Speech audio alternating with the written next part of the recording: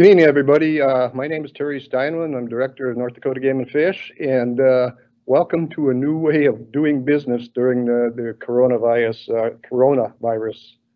situation here. We're having to handle advisory boards a little bit differently. Typically, we would go out and meet everybody in person, but in order for us to practice social distancing, many of people that are going to see presentations from tonight are actually doing it from their houses. And as anybody knows, our offices have been closed to the public for about the last 2 to 3 weeks here now. But even with that, we're doing this from the Game and Fish Auditorium, and there's about 9 of us in the audience here. And rest assured that we are very well social distanced in here. And I just want to introduce everybody that's in the auditorium here, whether it's support staff. I do want to introduce my deputy director, who's also known as the best deputy director in the nation, Scott Peterson. He'll be coming up here after a while. We have Jeb Williams, our wildlife division chief, Greg Link, our communications and conservation supervisor, have Ashley Solway, who's actually producing this, and without her we wouldn't be able to do this. So thank you, Ashley. We got Mike Anderson, who many of you hear on our weekly telecast, videographer. Greg Freeman will be posing the questions for us to answer. And we also have Dave Nering, who's the chair of our advisory board, and I'll introduce him in a while. We provided an email address last week, I believe it was, in order for questions to come in prior to the meeting. We didn't get an awful lot, and I will tell some up front, we're gonna really focus on the Western districts tonight. So if you don't hear an answer to your question, it's one of two things. Number one, we're gonna answer it tomorrow night, or two, we've contacted you in another form. I actually had 2 emails that I've sent back to individuals to get some clarification, and we'll answer those one way or the other. So you'll see the email on your screen, and you can do it that way, or you can use the Q&A format that's present on the team site here that most of you are going on right now. And again, if we don't get to a specific question tonight, we may not have the immediate answer to it, but if you can give us contact information, an email, a phone number, guarantee you we will get back to you. And for any questions that are specific to presentations that we're gonna give tonight, we'll have the presenter answer those immediately after that presentation. And again, we're going to do this a little bit differently, actually a lot differently than we do in the in-person. We usually leave the first hour for question and answer period for the public. We're going to do that kind of reversal this go around. We'll answer questions as we go, like I just said, but for the most part, we'll answer them after the entire meeting. So again, we're going to focus on Western issues, and I want to introduce the advisory board members and their respective districts that should show up in your screen here. Again, Dave Nering, who's our chair, is out of Bismarck in District 7. Travis Lear is out of Alva, and he's District 2. Dwight Ike Hecker out of Dickinson, he's District 8. And Bo Wisnes out of Keene, District 3. And the remainder I'll introduce tomorrow night for the eastern half. We have a great advisory board and really appreciate what they do for us. And they actually work for the governor, but they provide a very valuable service to that. So with that, I'm just going to go through a verbal review. You'll see the agenda on your screen just shortly here. We're going to talk about hunter education modifications. You probably heard the governor talk about this. I think it was last Friday or last Thursday. Greg Link is going to provide that. And again, he's our communication and conservation leader. And then I'm going to turn it over to an individual to talk about general game and habitat stamps and the deer lottery and all lotteries coming up. And then we'll have an update on the electronic posting study. And then we're going to have a big game update, a fisheries update, and we'll go to questions and answers after that. So with that, I guess I will ask Greg Link to come up here, and he'll talk about the hunter education modifications. And Greg is, again, our chief of the Conservation and Communications Division. So, Greg.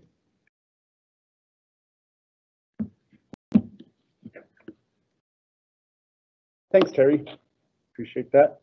Well, folks, like Terry said, I'll cover hunter education and kind of how we're going to handle it this year in dealing with this pandemic.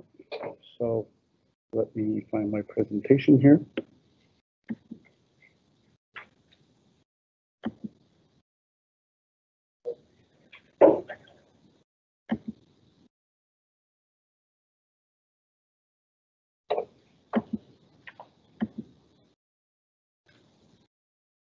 Come over.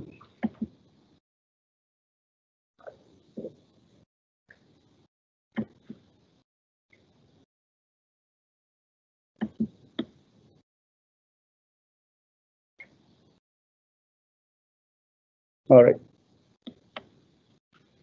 So as you know, or maybe you don't know, North Dakota, in North Dakota, you're required to be hunter education certified if you're born after 1961 or and you're 12 years age or older. And so you have to have that hunter certification in order to apply, purchase, and obtain a license here in North Dakota. And the Game and Fish Department is responsible for carrying out that course and the certification standards, and we enlist about 800 volunteer hunter ed instructors to help us do that. And on an annual basis, we put about 4,500 to 5,000 students through that course. Well, in March, when the pandemic situation hit and we were starting to deal with gathering limitations, restrictions, we started canceling courses. And that was right in the midst of our very busy time for hunter education. So we probably had only had about 1,000 students that had received their certifications this year. And so we knew we had a long ways to go at a pretty important time with the June 3rd peer application deadline looming. We knew that was going to be a crunch time. And so I know there's a lot of folks out there, either with, young prospective hunters that were going, what are we going to do? So tonight we'll cover how we're going to deal with it. So first of all, I'd like to talk about who really truly needs the course. I mean, if you're younger than age 12, even though you can hunt in North Dakota, you don't need that hunter certification. So there's kids that are youth hunting at 11, a deer, white-tailed doe license. They will not need hunter certification. Again, as long as they're with the garden, they're good to go. So I know we've had questions about why the way we're going to address this, we're going to deal with students that are 12 years old and older, just because we're dealing with quite a log jam there. There's also people that hunt on their own land. They wouldn't need hunter education and the apprentice hunting license. And in North Dakota, that's a provision that's in state law that allows hunters to kind of try, to trial hunting. It's a 1 year, one time provision, but we're kind of encouraging folks that haven't utilized that provision before, consider doing that, because again, that would reduce the logjam that we're dealing with. So what are we going to do with those other folks that really truly need to be certified? And that's when we kind of developed over the last month or so a contingency plan, and we put that in effect just last week. It's going to be an online course. We've always had an online course before, but now we're going to reduce the age on that, and we're not going to have an immediate test right afterward. We're going to put that part off. Our online provider did allow us to have a 25% reduction on the cost of that course, which is a good deal. But we're going to be pushing that out to students that are prospective hunters who are turning age 12 in 2020. And after completion of that course, they will obtain a temporary certification. So that with that temporary certification, they would be able to again apply, buy, and obtain a North Dakota hunting license for this year. So let's talk about that temporary certification, what you need to do. The folks that were enlisted already and enrolled in our courses when everything kind of came apart, they have already been sent out a notice and a message from us saying, here's how you do it, here's how you go. For the rest of you folks that are looking to get into a course, what we want you to do is come to our North Dakota Game and Fish Department website, our hunter education course area. You register. Once you've registered for a course, you'll receive some information to review before you get onto the online course, and you'll get a code that gets you into the course. When you proceed to the course, you've got 2 weeks to complete that And then once we're notified that that completion has happened, that you successfully completed the course, you will be temporary certified. And once you're temporary certified again, you're able to apply, purchase, and obtain a North Dakota license for this year. The second part of that, phase two, and that's a lot of questions on when that'll happen. I mean, we all are dealing with this pandemic, and there's a lot of questions. But hopefully, as this pandemic winds down towards later summer, hopefully we can get back to doing business as usual. At least can gather in a little larger size groups, and we'll go start implementing our practicals. That's a written test, and it's a hands-on, in-person follow-up test. And we want that to happen before December 31st. That'll give folks, we hope, plenty of time to get that done. We'll have to see how this all steps up. We're gonna ramp up with our own staff and our volunteer instructors to really be putting on those practicals around the state in our major urban areas, and probably have some traveling teams to get out to where you are. So if the full certification isn't obtained by December 31st, that temporary status or that temporary certification will be revoked, and you'll have to start all over. So we also hope that our traditional, our 14-hour regular classroom course will come on board at some point later in the year too, when things get back to normal. So, but we'll be letting folks know when that happens. So let's go to questions. Any questions? Greg, we have two questions for you. I'm enrolled in a class but will not be able to complete the course in time. What should I do? Okay, if you run into a situation where you don't feel like you can you ran out of time and you couldn't get done with the course in 2 weeks, what we'll need to do is just call into our Hunter Ed office there, and we'll get you unenrolled from that course and get you re-enrolled in another course, and that'll give you another 2 weeks to complete the online course. Last question for you, Greg. Could you explain the virtual field day so I know what to expect when I get to that part of the course? Okay, what a virtual field day is, it's basically just, again, a video to show you how you go through the basically carrying guns safe in the field. So it's basically a real live situation virtually in a video to show you kind of what you might run into out in the field with other hunters around you and things like that. So it's really just a way to kind of get you set, get you ready for that online course. All right, thank you.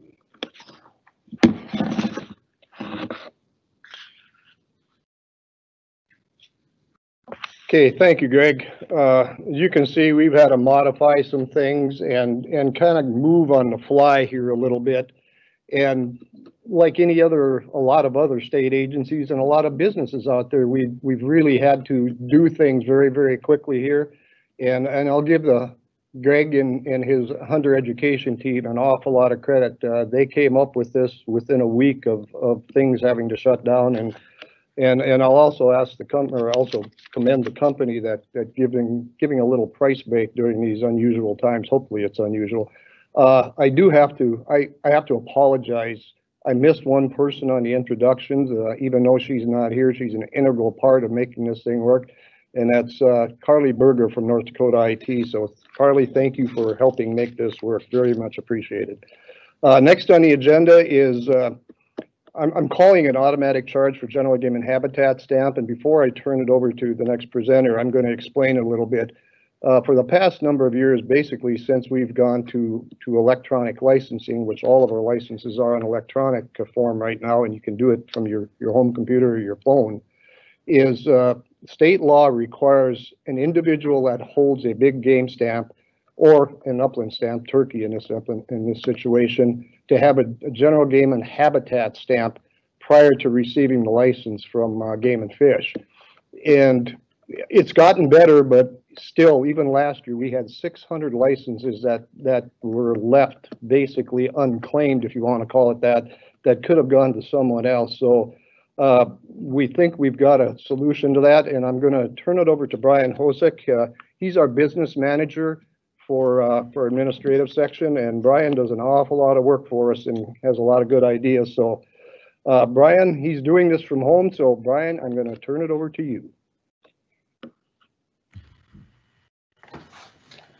Okay, good evening, everyone. Thanks, Terry.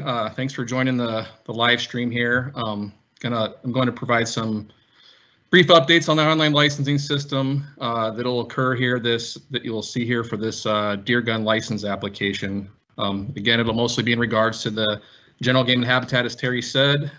To reiterate what Terry said, to acquire a deer gun license application, applicants must first obtain a general game and habitat license. So as we have found out when we went online, we were able to collect some better information and really monitor this, as Terry suggested, with looking at these numbers. And you know, we made some changes to help that out over the years, but we think we can expand some of those successes over to the lottery side of this. So that's some of the changes we're looking at making here. So who will these changes apply to? These changes will only apply to those that had not purchased the required licenses prior to the lottery application. So if you come in in mid-March or April and purchase these licenses, or if you come in prior to the lottery application process, you will not see any of these changes. It'll be business as usual there. So this will mostly just apply to those, and more so providing the convenience at the time of application for them to add this to their cart. What is the purpose for the changes? So there's a number of reasons for this. One is we want to continue to improve our services. There's always an opportunity to improve that user experience, and that's something we will continue to monitor. And also it's a goal of ours to try to get that customer in and out as quickly as possible. So this is one of the primary reasons to make some of these changes. Some other things here, we do have a variety of license requirements. And so whether it's the type of hunting you're doing, resident, non-resident youth, landowner, military, attendees of a North Dakota college or university, all this matrix of licenses and the requirements can be challenging for some. And we really want to assist those applicants that are unfamiliar with the licensing requirements and really help them complete that purchase. We have had some success with this, again, as we mentioned earlier, with the non-lottery license side here. So those that have purchased a deer bow license or a youth license or any of the first come first serve, we are automatically able to tack on these licenses and quickly get them to the checkout. So again, we want to extend this to the lottery side of things. And finally here, we want to provide timely distribution of these license tags. And so you can remember in past advisory board meetings, we were looking at finding ways to get those results out quicker, and moving online really helped us with that. And so while we were able to do that, we also have a widget or a tangible item that we need to get back to the customer with this license. And so as that's working out really well, we have some that haven't purchased these licenses yet. And so we're trying to find the best ways to get them that widget quickly. We do remind applicants that are successful to, when we give out those results, to go in and purchase that license. And we have some great notification systems that we use to do some direct targeted notifications reminding people to get this license. But what we really don't want is having an applicant going out the opening day and that have forgotten to purchase their license and having to have that mailed to them. So I think these changes will really help alleviate some of that. So how will these applications be presented with, how will applicants be presented with the new changes? Applicants that have not purchased the required license at the time of application will be prompted to purchase either the general game or combination license. This is something that's going to occur right before checkout, and I'll have a little mock-up to kind of walk you through it here. What are some of the challenges?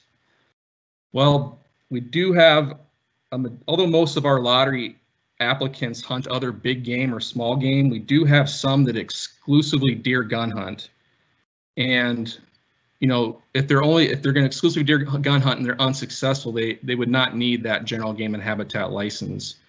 And so the changes we're pushing forward here will include an option to allow a refund of that purchase if they are unsuccessful in that lottery. So I'm going to go through a little mock-up here of the deer gun license application. And as just for reference here, this first page is that where you can select the first choice unit and second choice unit.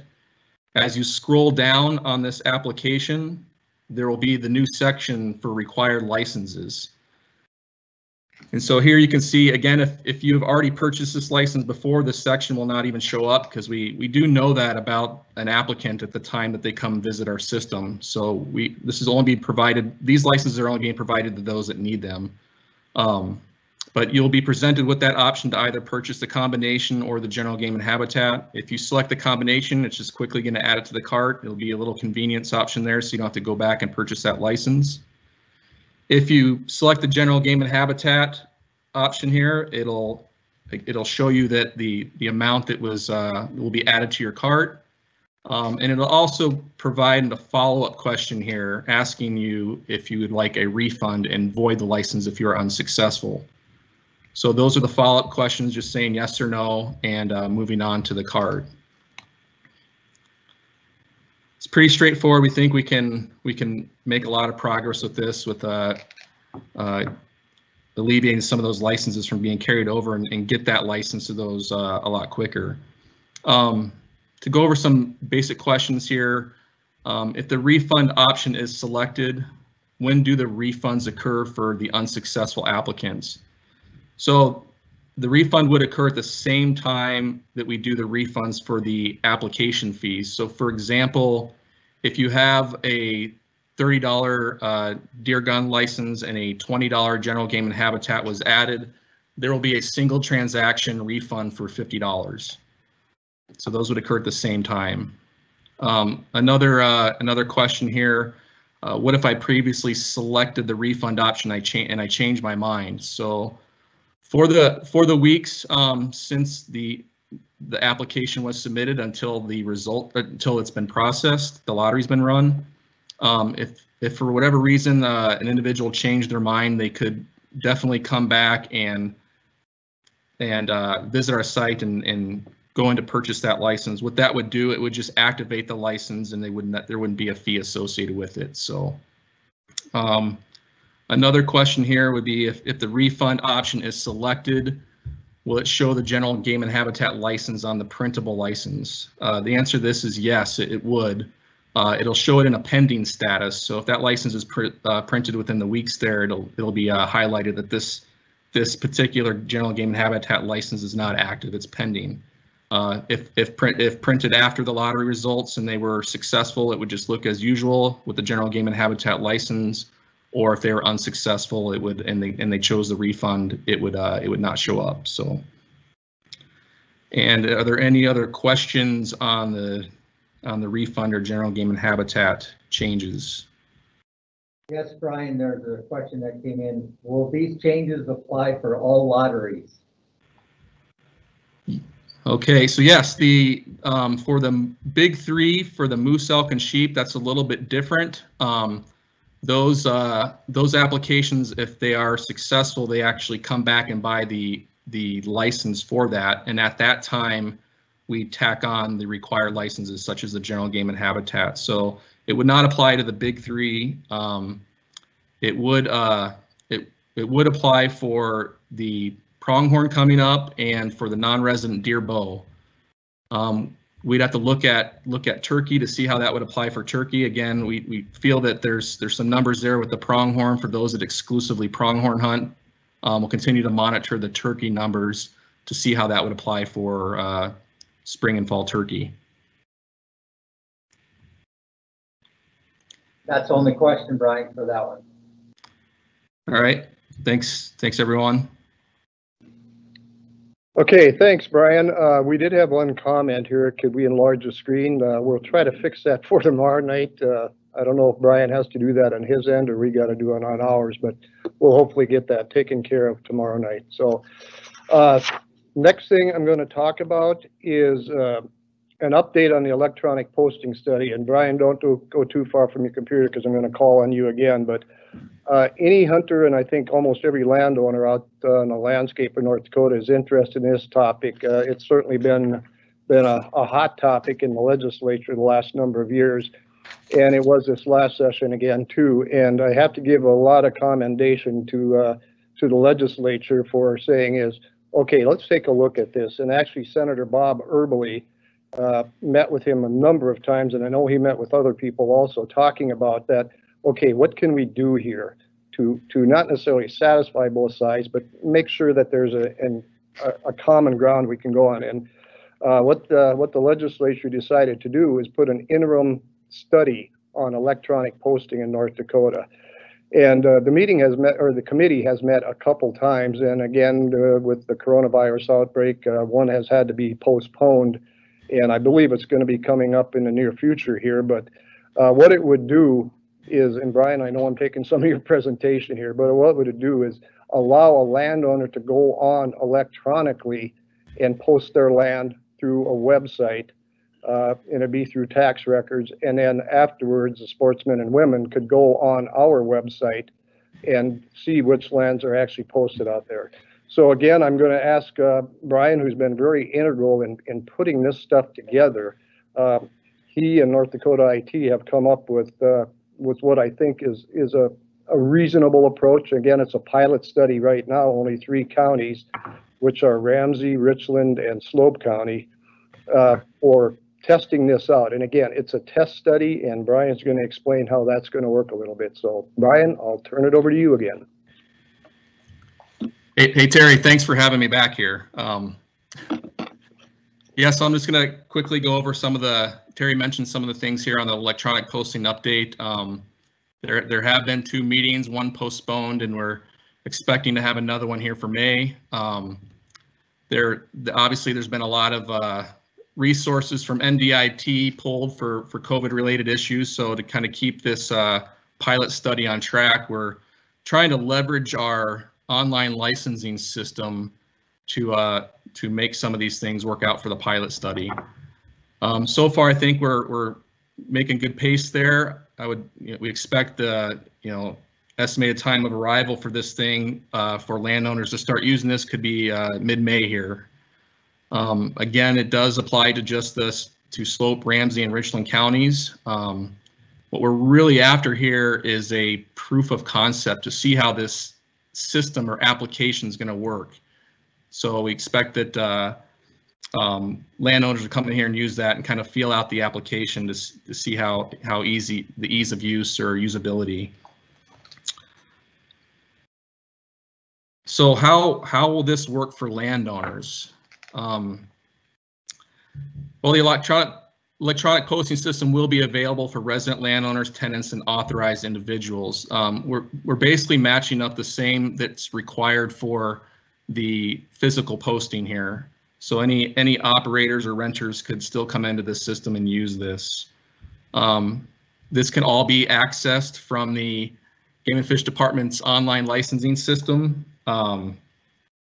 So those that are familiar with that, when you come into the license or lottery section or watercraft registration, there'll be a section on there for electronic posting. So it should be fairly easy to find there. For those that are new, they'll have to create a new profile, first name, last name, date of birth. They'll be able to get into this system and see the same thing here. Also, great opportunity for those new to the system to buy a hunting or fishing license. So basically how when you get to this section for the electronic posting, there'll be an opportunity to search tax parcels. And again, this is heavily reliant upon the county data.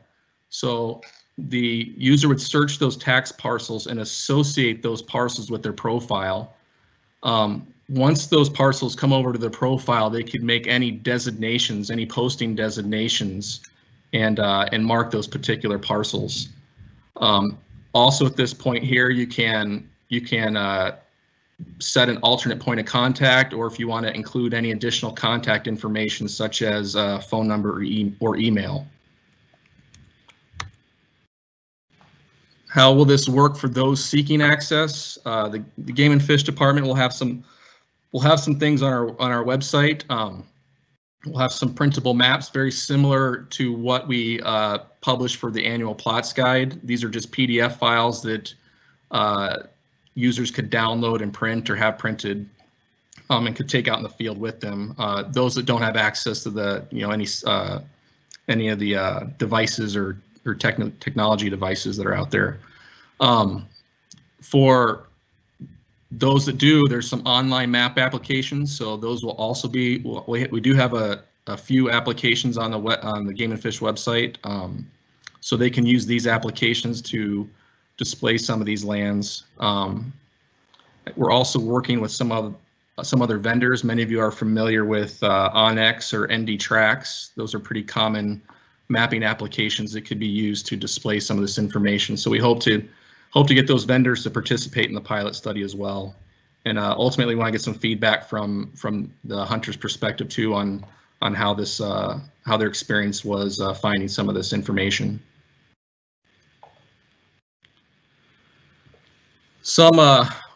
We've had a lot of discussions on this, so there's some of the common questions and answers here.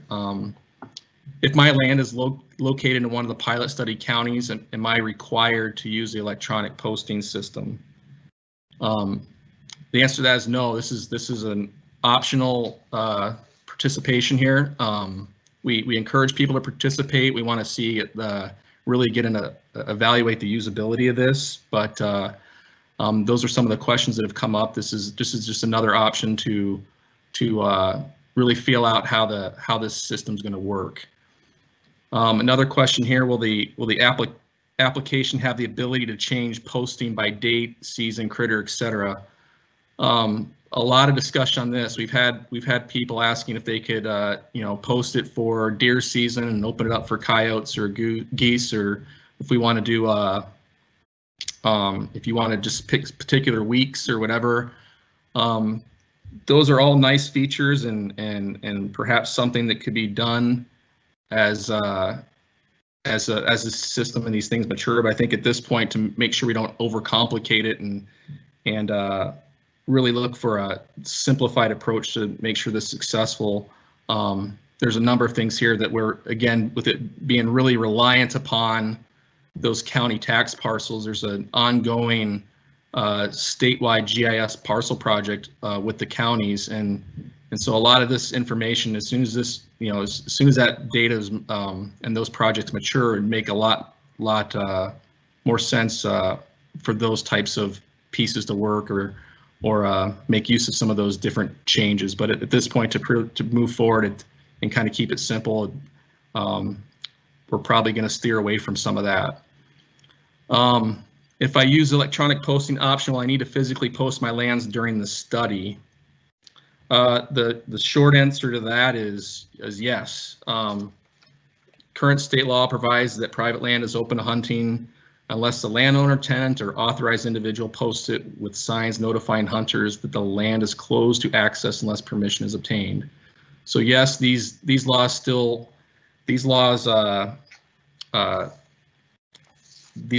exist. Those haven't changed in the study here. So we're still going to look at evaluate the usability of this application and really see if that electronic posting is determined to be a viable solution for a future posting option. At that point, lawmakers will draft and propose legislation to fully implement the option, and that option could include, would include, penalties and violations that go along with that. So, are there any other questions on the electronic posting? We have two questions for you. Are there some checks and balances to prevent non-authorized tenants or non-landowners from illegally posting land?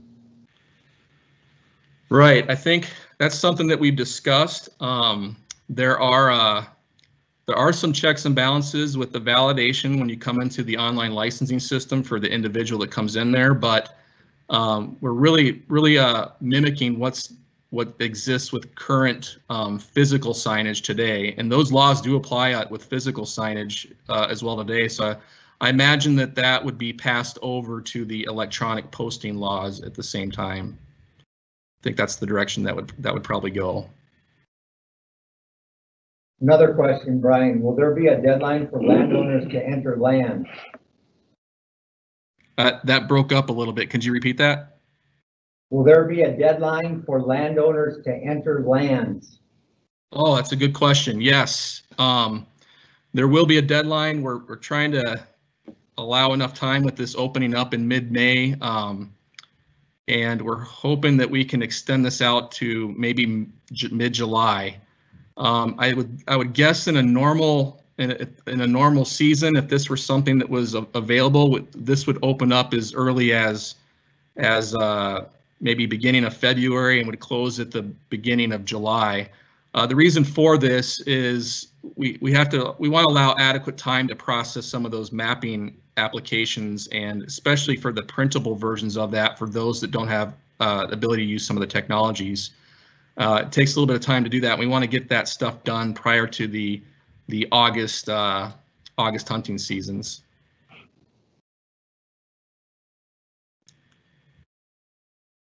Okay. Thank you, Brian. Thanks, Scott. And good evening, everybody. Allow me to introduce myself. I'm Scott Peterson, Deputy Director here at North Dakota Game and Fish, and Director Steinwan and I are going to be doing a little tag teaming for the remainder of this evening's event, so you'll see both of our faces up here from time to time, but we're going to switch gears a little bit now. We're going to hear from Jeb Williams, our Wildlife Division Chief, and among other things, Jeb is going to tell us about an update on the Bighorn Sheep program. He's going to give us an update on an elk study that's underway in the western part of the state. And he's also going to give us an update on the status of the Conservation Reserve Program here in North Dakota. And so with that, Jeb, it's all yours.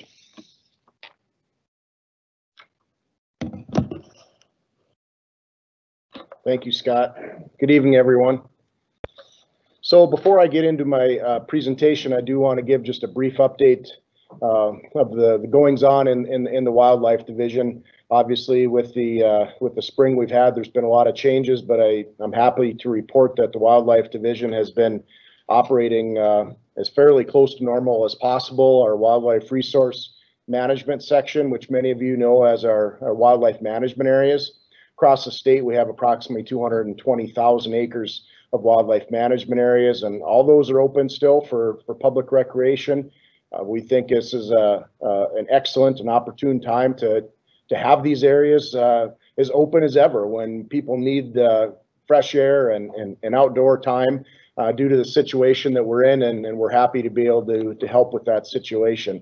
Our game management section is continuing to do surveys. One of our big items for this time of year, of course, is our spring mule deer survey, and our big game supervisor, Bruce Stillings, has done a fantastic job of working with our survey pilots and a little bit of a scaled down crew this year just due to the COVID situation. But all in all, we were able to get a really good look at the Badlands here this spring when the wind wasn't 40 miles an hour, and which it did definitely have some days where we battled wind. But all in all, we got a really good look at the Badlands to be able to get a pretty good look of what's going on with mule deer, which I'll talk about in just a few minutes with my deer presentation that we're going to talk about overall deer numbers. So we feel pretty good about the work that's going on, that has been going on, people getting out and having that ability to complete and accomplish a lot of work that we know is important for all the information that is used so much by the public in season setting information. So that's critical for us. The one thing that did get put on hold this spring, as many are familiar, we have been working with the state of Wyoming for sage grouse transplantation project that has been going on over the last 3 years. Unfortunately, due to this situation, our permit did get put on hold for this year, and so hopefully next year we'll be able to resume that project as we are starting to see some good things and good signs from the project where sage grouse have been being brought from Wyoming to North Dakota. So that's about our only thing that we have been that's caused us a hiccup. Again, our folks have been doing a tremendous job out there of still doing the work that's important to the department and therefore very important to the public. Our private land section, able to do a lot of work, naturally does a lot of work over the phone, electronically, communicating with landowners, working with them on existing contracts, interest in future contracts. So a lot of that work is continuing. A lot of good things are in the hopper there, which I actually do have a slide when I'm going to talk a little bit about about the Conservation Reserve Program in North Dakota and how our plots program piggybacks on top of that to get those good quality acres out there opened up for public walking access. So all in all, we feel pretty good in the Wildlife Division as far as things going on. Or in one of the open seasons, going on, of course, is spring turkey season, and that's a great opportunity for people to get out and about. A lot of times, spring turkey hunting is more of a family-based opportunity, and never a better time than to have that opportunity as we do right now with that. So you can either be in your house sitting around with everybody, or maybe out in a turkey blind sitting with the folks in your house, and a lot of people have obviously been taking advantage of that. So that's good. So I think what I'll do right now is I'll move into the presentation. I just have a short presentation that walks us through, as many of you are familiar with your advisory board circuit. In the springtime, one of the things that we talk about that is usually heavy on the list is our spring deer proclamation. And the spring deer proclamation was 2020 deer proclamation was submitted to the governor's office last week for his consideration. So at this point in time, it's a proposal, but we do have some good news to report that the recommendation of increase of 3,550 licenses from 2019. As many of you were familiar, last year we made a pretty good jump of approximately 10,000 licenses from 2018, where we were right around 55,000 licenses.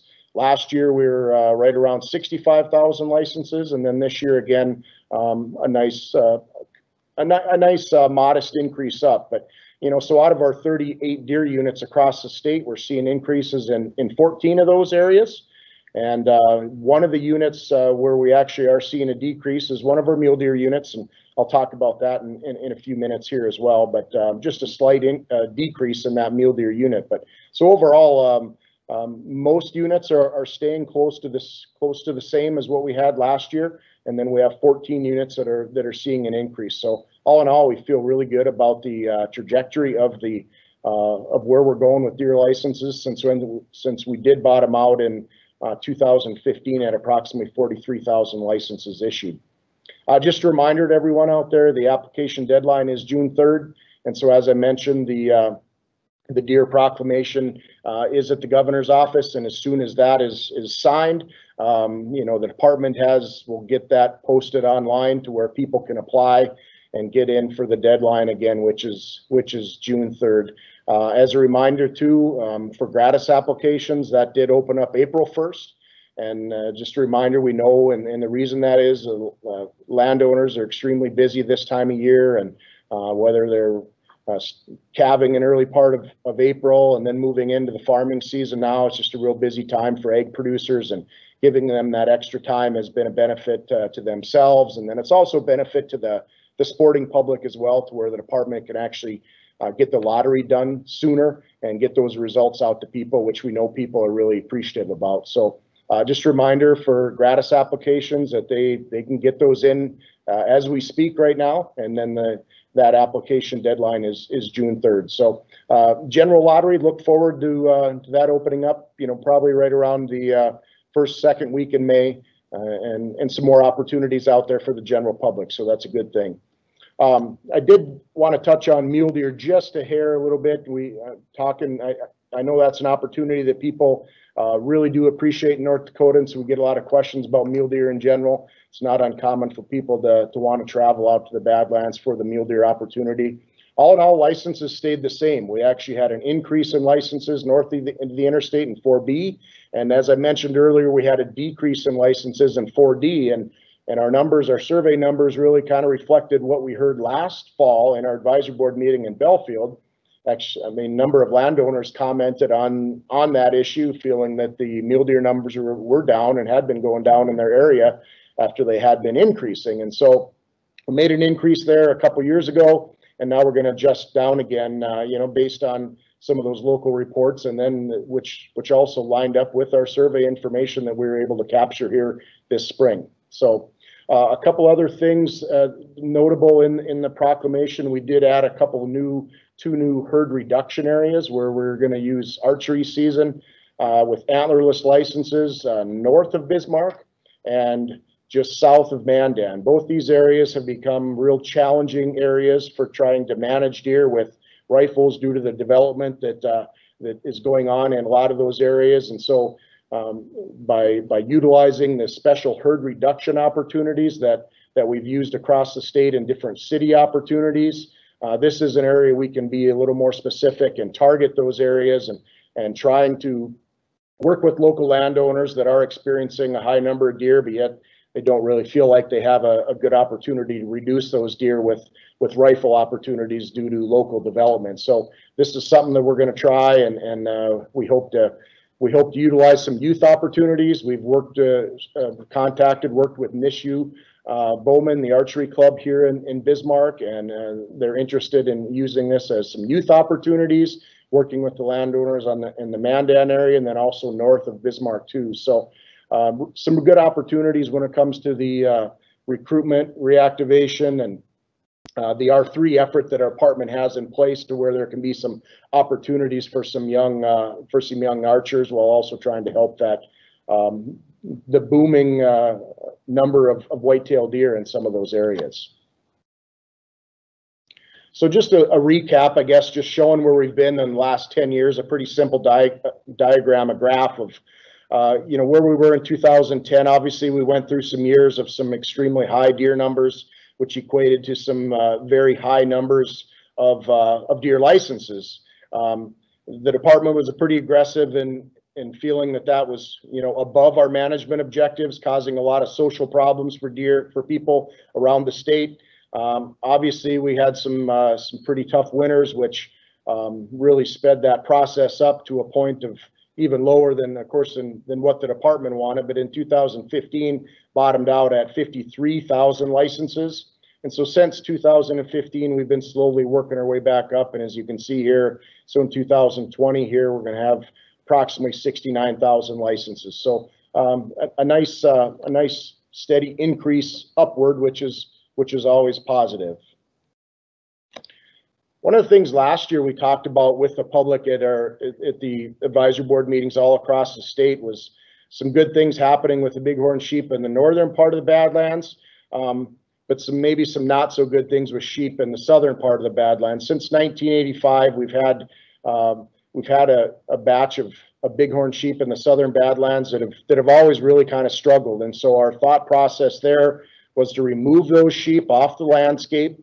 And then due to the opportunity that we had with Rocky Boy Indian Reservation in Montana, which was the source of sheep, which we worked with to put sheep back on the 3 affiliated tribes this winter. And so we have that opportunity to bring sheep in from Montana from Rocky Boy Indian Reservation into the southern Badlands, but we first need to remove those approximate 20 sheep in the southern Badlands. But in order to do that, we need to be comfortable that the domestic sheep around the release areas where we intend to release the bighorn sheep, to where those bighorn sheep are not going to wander over and mingle with those domestics, because that is what they do. And then unfortunately they can bring the bacteria back to the other wild sheep population within there and cause some problems. And so it is something that we have put this on hold just due to the inventory we have taken and surveyed the area as far as the bighorn, as far as the domestic sheep. And at this point in time, there are some known domestic sheep just, I guess, too close for our comfort is where the release sites are going to be. So as of right now, that is something that is on hold, but we did want to update everybody since we had a I thought it was a very good discussion at the last round of advisory board meetings in the fall. We've been getting a lot of comments and a lot of questions. A lot of people very interested in the Western Elk study that started in 2019. A very large project where it really encompassed the northern portion of the Badlands to the southern portion of the Badlands. Radio collared 90 elk in that area last year, starting in January and February, and then this year made sure to keep up with that 90. There was 11 additional callers that we had to put on this year to keep that those numbers at 90. And one of the things that told us is, as far as the return rate of those callers was pretty low. We know that harvest rate out in the Badlands is not super high for this situation, and and we've known that for the last number of years too, that there are some access issues going on out there as far as people getting access to elk and being able to harvest those. But this study is really going to show us a lot of good information. It already has, in over a year of information that we have, determining those movement patterns of elk, looking at where they're spending a lot of their time, the seasonal movements, and then developing a better monitoring strategy for the elk that we do have on the landscape, similar to what we have for mule deer, to where that's annually surveyed and in a survey corridor. So already we've learned some really positive things out there about that, showing the different areas, showing the high impact areas. One of the things anytime we do research, obviously it is about the critters and to get a lot of good information and known things about them that maybe we didn't know before. But one of the challenges we have out in really in any of our elk units in North Dakota is the social aspect of the landowner licenses. And this information is really gonna let the elk show us where they're spending the most time, what landowners are severely impacted, highly impacted by elk on their property, where they're spending a lot of that time, and that could help guide us as a department as far as determining the landowner eligibilities and honestly, some of those landowners that are more impacted than others, and maybe the frequency of when they receive licenses, those types of things. So some really good information, not only for the critters, but obviously from a social standpoint too. As you can see in the slide, it does show where there's a couple spots over here in Montana where we do have some elk movement over into Montana. You can see the one patch here is about straight north of Webo, Montana, where we have elk coming back and forth, about a 10-12 mile area where they're showing some seasonal movements. And then we did have one real oddball where the blue path here, where he took kind of a roundabout way all the way down to Riva, South Dakota. So really interesting information and some information the department will be able to use in our big game program for years to come.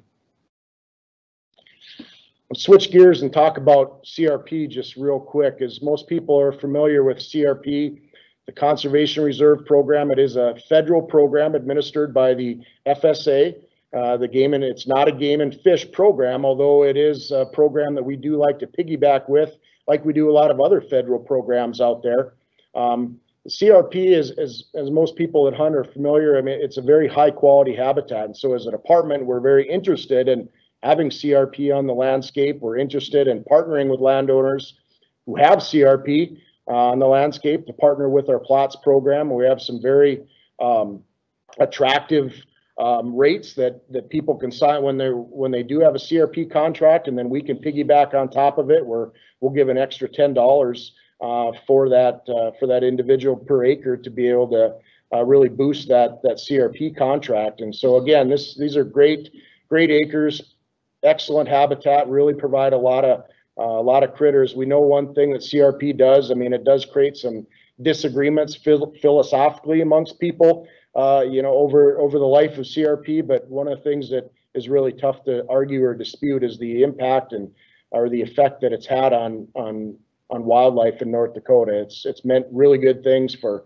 birds, for whitetail deer, for a lot of different things out there the department's responsible to manage. So this year there was a general sign up that was held, and it was just announced not too long ago when it was closed, the amount of acres that were offered. So 140,000 acres were offered. That does not mean that all those acres are going to be going to go into it, simply because the landowners might not accept that offer. But 140,000 acres were offered, and so that then this next figure does show 185,000 acres still are yet to expire in 2020. So as good as a sign up as it was, I mean, we were a little surprised to see the good sign up, because some of the previous signups have not been as good.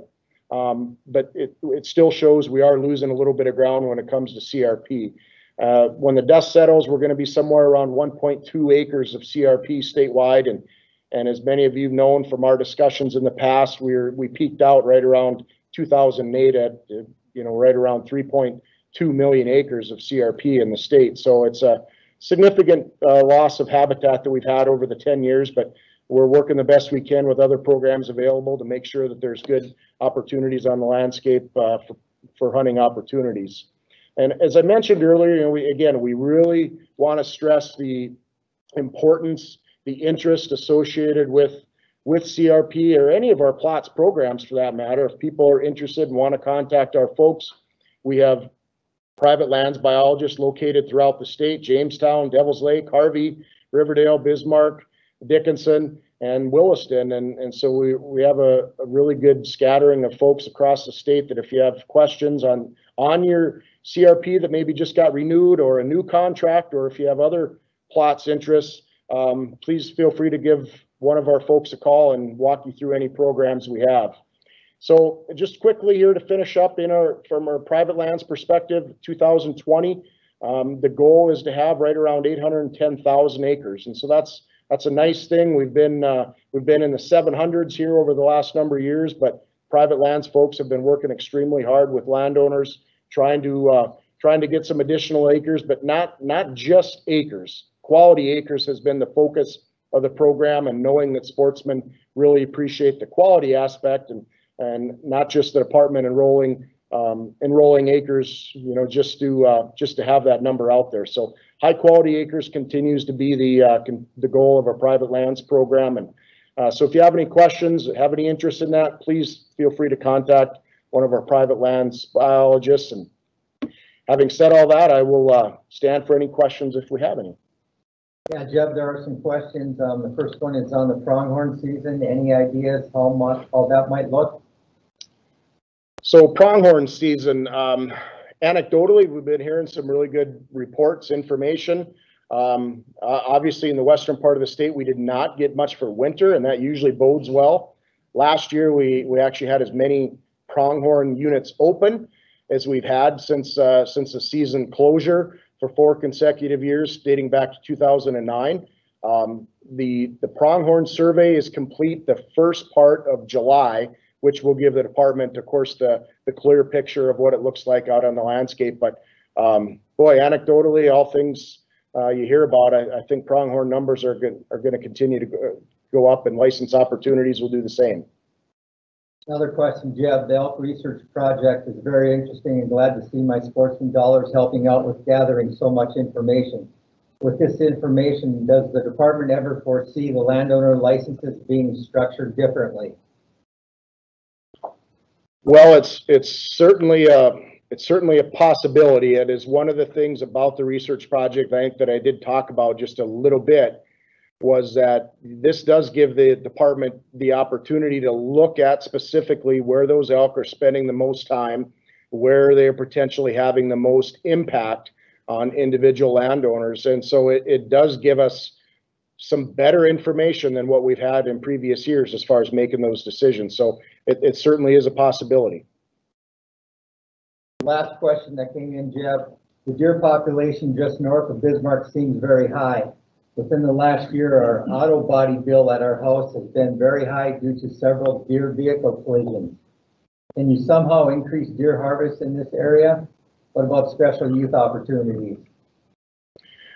So yeah, that's the area north and south of Bismarck, and then west across the river. We've been, hearing a lot of the reports, in some of those areas as far as the river bottom lands and those areas where whitetail deer numbers and mule deer numbers, for that fact, have been doing quite well. And one of the things, talking about the herd reduction area that we're looking at and proposing for the area north of Bismarck, will hopefully give some of that targeted approach to where we can utilize some hunters from here in the Bismarck-Mandan area, where we do have a good chunk of people to pull from, to where you can help with that problem. And again, it's not just landowners, it's the traveling public, where you have deer vehicle collisions, those different types of things, to where high deer population does have a higher impact on a fair amount of people.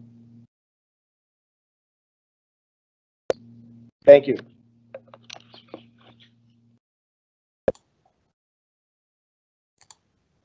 Okay, thank you, Jeb. Next, we are going to hear from Charlie Banson, Dr. Charlie Banson, our staff wildlife veterinarian. And Charlie's going to give us an update on chronic wasting disease and the status of which in the state of North Dakota. Charlie, it's all yours. Excellent. Well, thank you very much for the opportunity to talk about CWD. This has been a concern for our department for quite a while now, and will be in the future, but it really pales in comparison to our level of concern for the health and safety of for you guys, for North Dakotans. You know, that being said, everybody's quite a lot more familiar with some of these epidemiology terms than they were a couple of months ago. And so hopefully this can be, you know, somewhat of a distraction, albeit a morbid one for you. We've also, I know, had a couple of questions already come in, so hopefully I can address those. But you know, ultimately, hopefully we can get back to thinking about deer and deer health in the near future. So chronic wasting disease, you know, can affect moose, elk, deer in North Dakota, but primarily we'll talk about its implications for deer. We know that a deer can get infected through a variety of ways. You know, it can have this direct contact with an infected deer, but it can also have indirect contact through the bodily fluids of a deer that was infected with CWD. We also know that a carcass of an infected animal left out on the landscape, you know, even long after this carcass has broken down, you know, years afterwards, can be a source of infection. Regardless of how that happens, once that deer is infected, the clock starts ticking. In 18 to 20 months, you'll have kind of this shell of a deer. It's emaciated, it's salivating, it's unaware of its surroundings, and it will die. It's a 100% fatal disease. You know, but really the challenge or one of the main challenges of this disease is what happens in between, what this deer looks like, and that's a perfectly healthy deer. So, you know, even though this deer is shedding this disease, we know that it's coming into contact with other animals. Its bodily fluids are a source of infection, and it can potentially transmit the disease to new areas, either on hoof or, you know, on the back of a truck. We also know that, you know, even though this is definitely the end point, and this deer looks healthy in this interim, it does sort of decline in function. It becomes a less good deer. We know that they're more likely to be predated on. We know that infected deer are more likely to be hit by cars, and, you know, presumably they're just less adept at navigating kind of all the complicated challenges that our deer face on the landscape. You know, in terms of kind of the major points of CWD, you know, in terms of a treatment, unfortunately, we don't have one. We don't have a vaccine either. You know, this is a unique disease that's different from viruses or bacteria, and so we don't have these conventional tools. A deer does not recover once it's infected. It's always fatal. And we don't have a way to test an animal before it's died either, reliably, so that's a challenge as well. But, you know, ultimately, why does it matter? Who cares?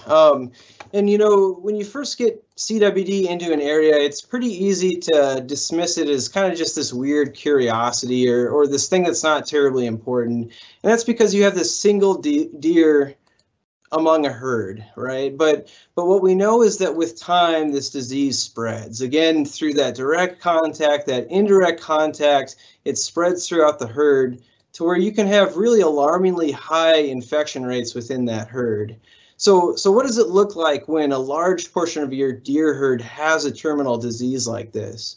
Well, we don't really have to speculate anymore. We have a number of research papers that have been published, and these are research projects that have been vetted and reviewed by experts and published in academic journals. So that's really the standard foundation by which science rests. And just to look at a couple of these, these two studies looked at the mule deer and the whitetail deer in this really well-defined herd in Wyoming.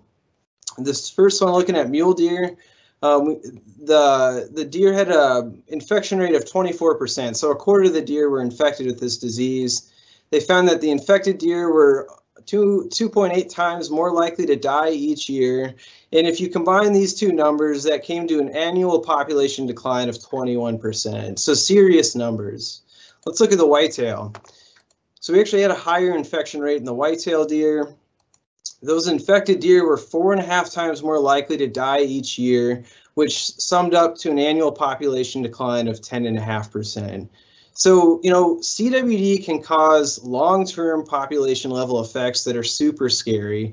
But that being said, these numbers are kind of hard to get your head around. So let's look at it a different way. And bear with me, this might be a little out there, but deer management, in essence, is maybe not terribly complicated. I know all the biologists tuning in right now are squirming in their chairs, but let's just take a look at this. So, we know we have our deer herd, and you have kind of this stable population that every year produces sort of this surplus. So these are the deer that we can harvest comfortably off the landscape and still kind of maintain the same level of deer that will produce kind of that new surplus every year.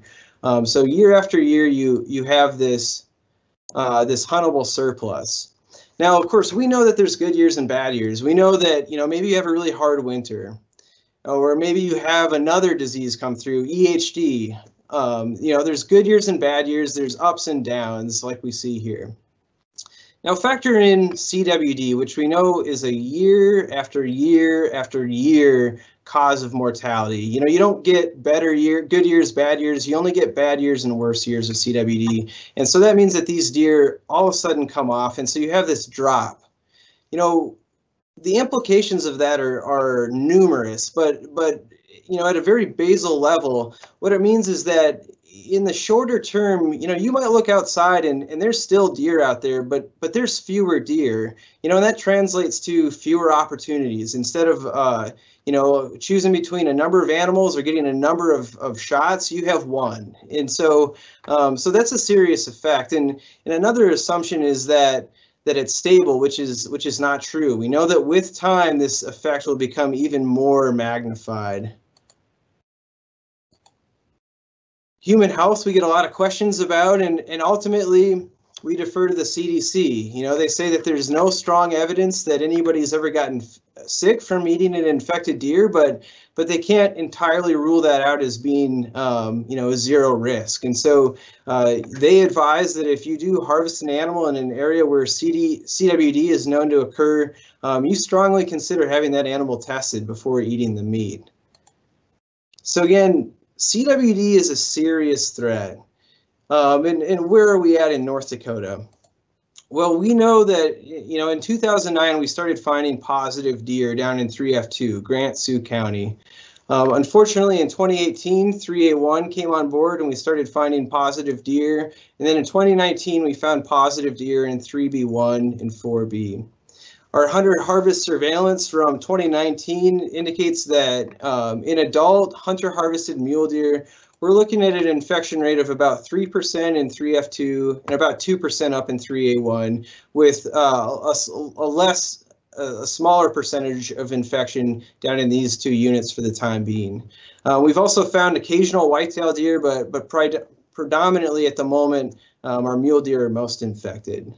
So, CWD is here, but if there's any bright side to this issue in North Dakota, it's that most of this map is still white, and it's that where we have it, we're not here yet. We're really very much more at this point. And so, there's an opportunity to take bold action and to try to keep this thing in check before it's too late.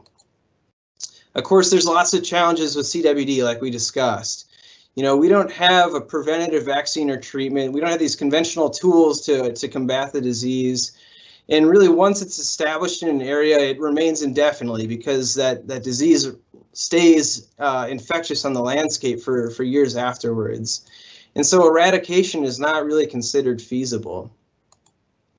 You know, again, I couldn't help myself. I had to show a disease curve here, but we're all too familiar with the disease curve for conventional diseases. And I'll just point out that, you know, what drives this downward curve in most of our diseases is a function of population immunity. And what I mean by that is simply the number of susceptible individuals starts to decrease. And so that's either from a lot of individuals becoming infected, recovered, and are no longer susceptible, or through some vaccine, you can start to see a drop in this curve.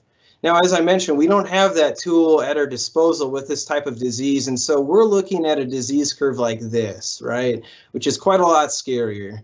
You know, North Dakota, we're somewhere down in here, and the objective is to try to slow down or stop how fast we move up this curve. So our management goals are, you know, in theory, fairly simple. One is to keep CWD out of negative areas. And then where we have it, we want to stop the progression of here to here. We want to keep the infection rate low. How do we do that? Well, you know, we do that by identifying kind of the known risk factors for CWD spread. How does this disease work within our system? And kind of what are the interventions at our disposal that have an effect in slowing down this risk or decreasing this risk? So here we have a kind of two theoretical herds. This one, of course, is positive, and this one is negative. And so, you know, what do we know about this disease? What are potential ways that this herd could become infected? Well, one, of course, is in the back of a truck. You know, remember that until this late stage in the disease, this deer will look perfectly healthy. And so that means that a well-intentioned hunter could potentially harvest a positive deer, and those carcass parts can end up on the landscape in a new area, serving as a source of infection for years afterwards. And so currently, carcass transportation restrictions are in place in these units, meaning that the brain and spinal column have to stay in those units. I'll also note that this applies to deer, but there's also restrictions in place for moose and elk. You can find those on our website. We also know that a way of coming from here to here is on hoof, right? But we also know that a major driver of deer moving to new areas is competition for resources. And so if we use, you know, healthy hunter harvest to manage a healthy, sustainable deer density, but one that is lower, we decrease the competition for resources, and we decrease kind of the impetus for these deer to move to new areas. Of course, that's getting at another thing, and I really do want to emphasize that this whole puzzle, you know, our absolute best tool is you, the hunter. But what I mean by that is that every year, if we have, again, healthy hunter harvest, we take deer off the landscape, and a lot of those are negative, but some of those are positive. And that means that these animals come off the landscape and are no longer a source of infection for other deer. You know, we know that there will still be a few that remain, and we know that things that cause these animals to come into close proximity are really the key to what causes the disease to spread. You know, we know that the longer the deer are in close proximity, the more of these direct interactions there are. We also know that, you know, the longer these deer are in kind of one area, the more contact they're having with the infected bodily fluids from those single positive deer. And so we know that, you know, the longer this occurs, the more often it occurs, and kind of the more intense these congregations are, the higher the risk for this disease to spread among these animals. And then I'll also just remind you that even after these deer are gone, you have to worry about the fact that that area can be heavily contaminated with their bodily fluids. And so, you know, years later, that can be a source of infection for new deer. So, of course, what I'm getting at, and everybody probably can tell at this point, is our baiting restriction. You know, if in these deer hunting units, you cannot use bait to hunt, to harvest an animal with. You know, I realize that this is a pretty bitter pill for some of our hunters to swallow. We certainly understand that deer congregate for portions of the year. They are social animals. You know, infection or transmission will happen in the absence of this baiting restriction. But we do also know that this inevitably adds to the overall risk of disease spread. You know, again, we know that it increases how many animals are coming into close proximity. We know that it extends the calendar year for how long those things are happening, and we know that these deer are coming into much closer, tighter quarters, and ultimately that adds risk. And so as hunters, that isn't you know, an intervention that we're compelled or really obligated to make in order to protect the long-term health of these deer. So, you know, wrapping up, I always kind of like to emphasize what you can do to help. And again, just to echo, first and foremost, we need hunters to keep hunting. You know, you're our key where we have CWD. You are our key to managing healthy herds, and you're really why we do what we do. So please continue to go hunting. Stay informed. We have excellent resources on our webpage.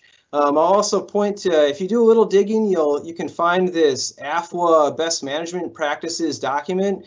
This was a document assembled and compiled by really the world's foremost experts in CWD. It really describes in detail the robust science that behind these management actions for CWD, and this document is really what we use to guide our actions in North Dakota. So check that one out. Stay up to date on CWD regulations. The proclamation for next hunting season is signed and available, so familiarize yourself with that. Get your animal tested. We have testing available in all of our units where we're managing CWD, and then kind of a rotating schedule. So the central part of the state will have testing available. And then finally, dispose of your carcasses appropriately. You know, I always mention that growing up, every deer I ever harvested, after we butchered it, the carcass parts ended up in my folks' back 80. You know, that's a practice we need to move away from. The best, most feasible way for most of us to dispose of these high-risk carcass parts is through a landfill. Kind of the highest standard is a municipal solid waste landfill, which is services most of the state. But you know, any landfill, getting that deer buried anywhere is better than, you know, those carcass parts ending up in ditches, WMAs, back 80s. So dispose of your carcass appropriately, regardless of where it was harvested. So, you know, wrapping up, you know, this is a serious issue, and it's going to be kind of a long-term challenge that requires kind of sustained effort on our parts. You know, we absolutely can appreciate that involves inconvenience for some. It involves major sacrifice for others. But, you know, really our only chance of keeping CWD in check is by collectively agreeing that this is something worth fighting for, and that, you know, ultimately we all have a responsibility in protecting kind of this valuable asset that we all so much enjoy in North Dakota. So again, my name is Charlie Bonson. I'm the wildlife veterinarian for the department. My contact information is here, and you know, I'm one of many people within the department that would be happy to talk to you about CWD. So please call me, email me. Let's talk more. So at that, I'll move on and hopefully solicit some questions. Yeah, Charlie, we have a few questions for you. Okay. Is there any research on how CWD affects reproduction rates? Is it a possibility that over time the herd could become more resilient to it? Say, for example, a doe is affected with it, but then has a fawn in the spring. Is that fawn then infected with it and has a tolerance, or is it fatal for the fawn as well? Yeah, that's a good question, and really a multi-part question. You know, there's interest in whether or not fawns can be infected in utero, so, you know, before even being birthed.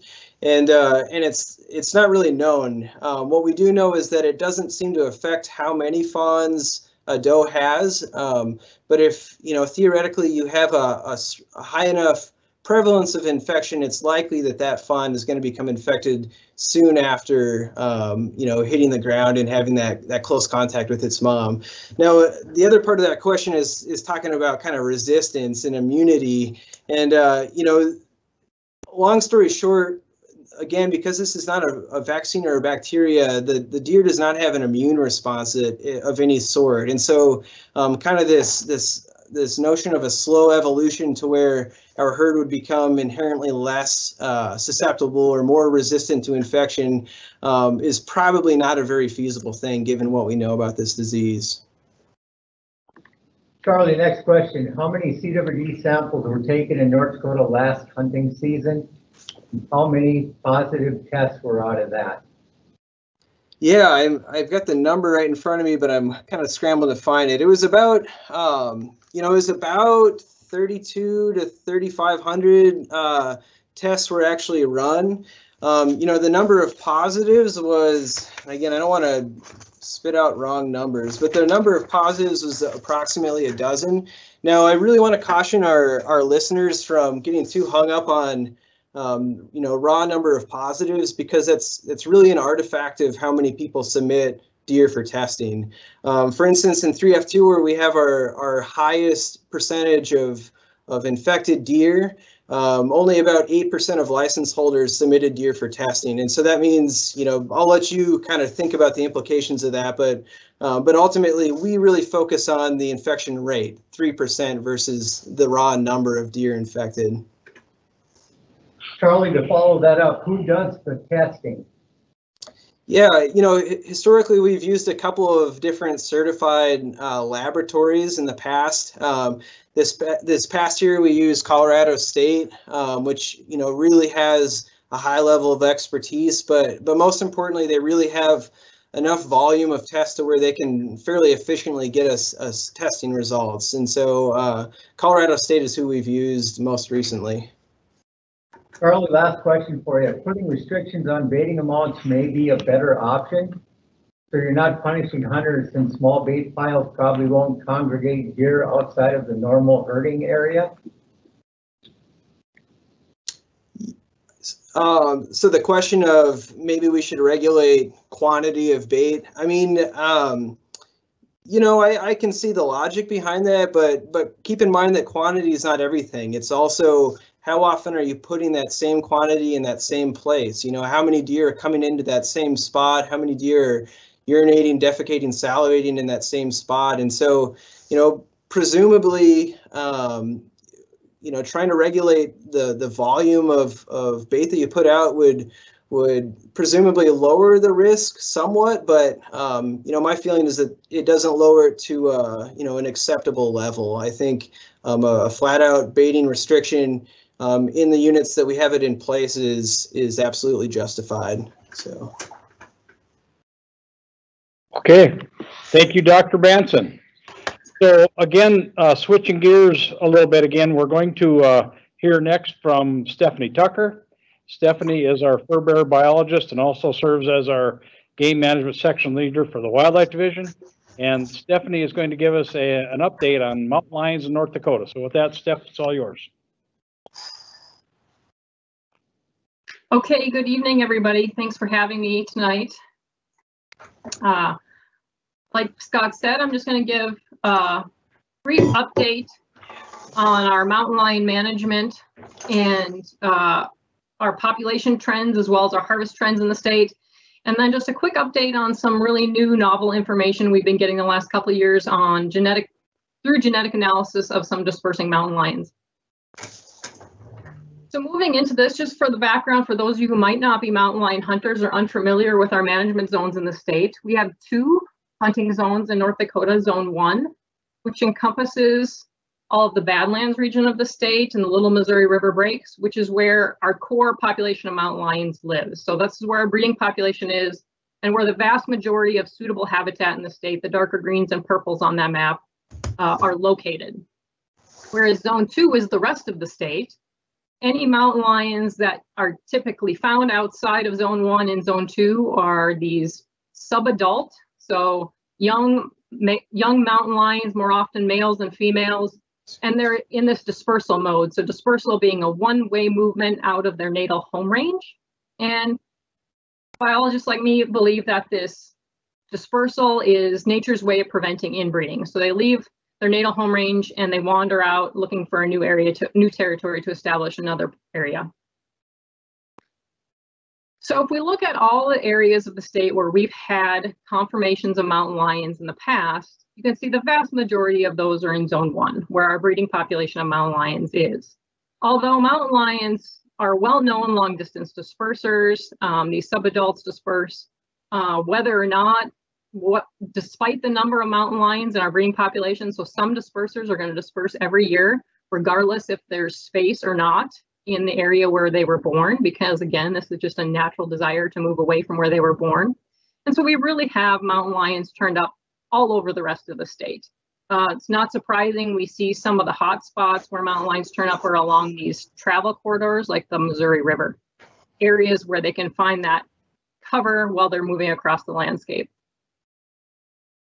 So we monitor mountain lions in North Dakota primarily using a population model. Mountain lions don't lend themselves to our traditional survey techniques. We can't count mountain lions by driving the roads. They're nocturnal, they're low densities on the landscape. They have really big, large home ranges. We can't get up in an airplane and see them from an airplane either, like we do things like deer. And so we really rely on this population model to tell us what's going on with the population trends. And there's 3 main components of data that we input into this model to help make it as accurate as possible. And the primary data input to the model is ages from our harvested mountain lions. And this is why we require hunters to turn in their carcasses after they've harvested a mountain lion and remove the pelt. And so we pull a small tooth, this upper premolar, right behind the canine here. You probably didn't even see it was there. And we use the growth rings on the root of that tooth to tell us exactly how old that mountain lion is. And so that's the primary data input, which tells us about survival of mountain lions, how many of one age class made it to the next age class and so forth. Our model is calibrated using research we conducted from 2011 to 2017, where we radio collared as many mountain lions as we could during those 6 years. And we got things like survival and cause of death from those mountain lions. And that calibrates this model to make it more accurate. And then more recently, I'm going to show you some interesting genetic analysis we've been doing on these dispersing mountain lions to, again, make our model more accurate. So here's what our population model looks like today. And we haven't got the ages back for mountain lions that were harvested this past season. And so those have not been inputted and updated the model. But as you can see, we opened a season for mountain lions, a hunting season in 2005, and the population was slowly going up, and then it kind of really started to increase in 2009 and 10. And we peaked about 2011, and then we really, we increased our hunting availability, and we increased our harvest limits for mountain lions. We really wanted to drive that population down a little bit, and so we did. The population got driven down. We backed off on hunting season a little bit, and now we maintaining this pretty stable population since that time with minor fluctuations from year to year. Here's what our harvest trends look like for our causes of mortality for mountain lions since 2005, since we opened that hunting season. The gray portion of the bar graph is our hunting mortality. Again, that is the vast majority of cause of mortality for mountain lions in North Dakota. All the other forms of mortality, or most of the other forms of mortality, are also human-caused types of mortality. Mountain lions are removed for protection of property like livestock or due to human safety concerns. There is some small amount of poaching going on in North Dakota of mountain lions. On occasion, they'll get incidentally caught in a trap or a snare, and then they get hit by cars and things like that. Very low amount of natural mortality. The only natural mortality we've documented in North Dakota is mountain lions killing other mountain lions, as well as one instance of drowning. But as you can see, the vast majority of known mortality is our hunting season, which provides us a lot of flexibility in controlling that population trend I just showed you previously. And so we can really adjust the hunting pressure on mountain lions to get the population trend to do what we feel is appropriate. for both biological, social, or biological carrying capacity and social tolerance. So if we look a little bit closer at just that hunting mortality, those ones taken by hunters, here's what it looks like where mountain lions are taken based on those management zones in North Dakota. We have zone 1 where the majority of our mountain lions are, again in the Badlands region. We also have zone 2, the rest of the state, but then there is mountain lions as well on Fort Berthold Reservation. And the 3 affiliated tribes manage their mountain lion hunting season separate from ours, although we mirror one another's regulations. So we're trying to manage in conjunction to make things less complicated. It's all the same population, so we share data amongst those 2 jurisdictions as well. So you can see more recently, in the last 3 years or so, we seem to have this little bit uptick in mountain lions that have been taken by hunters in zone 2. So the rest of the state, these mountain lions are moving across eastern North Dakota, and we're really curious as to where they come from. What we want to know is if those mountain lions are not from our population, if maybe they're from a different population, like say the South Dakota Black Hills or a population in Montana, we don't want to include them in our population model because they're biasing our population model. And so we've progressed and we're starting to do some genetic analysis on an annual basis now of all these mountain lions that are taken by hunters in zone 2. And so what this genetic analysis looks like, this is kind of the output we get from that genetic analysis.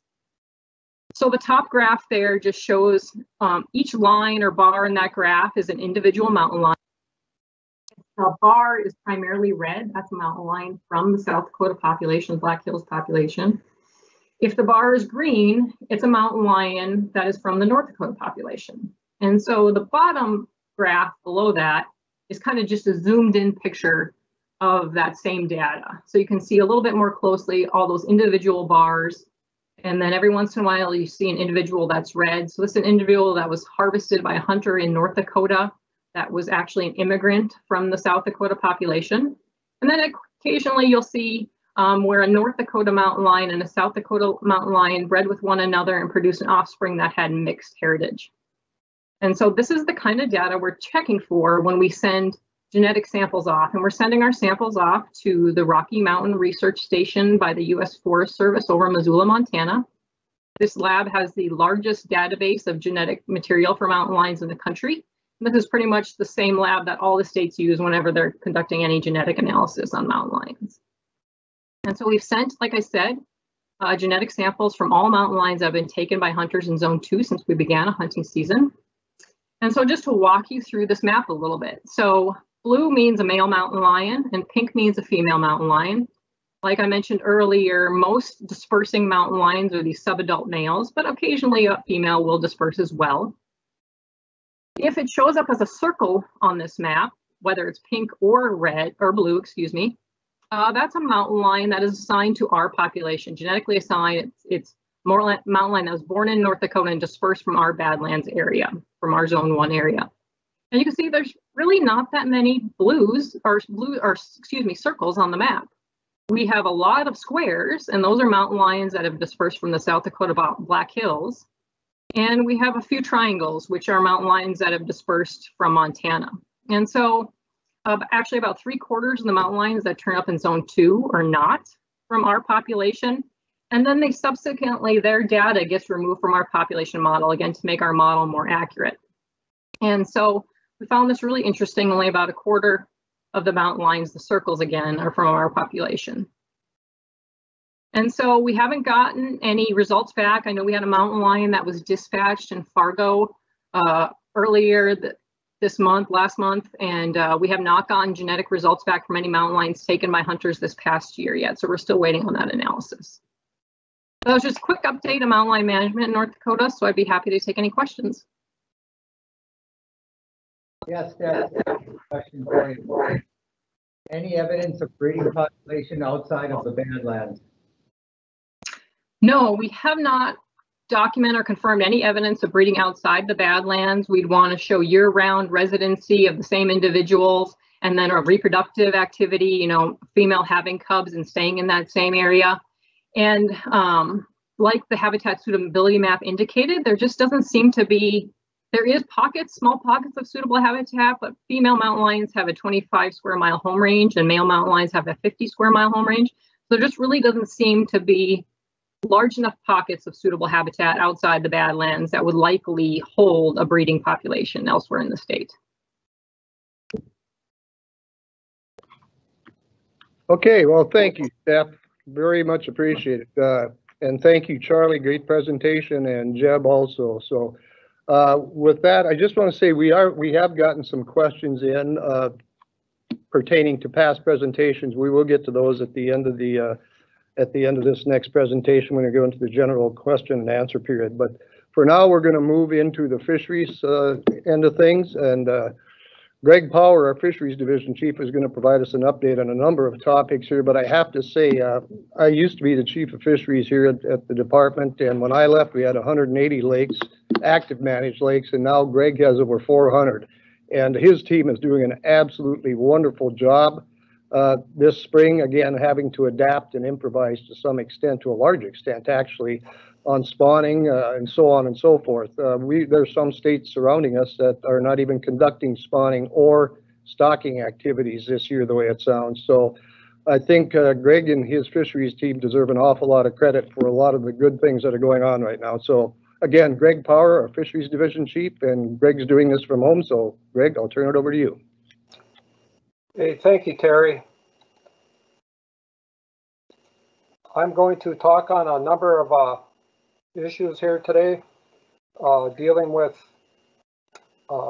various topics such as spring activities that are going on right now with the Fisheries Department. I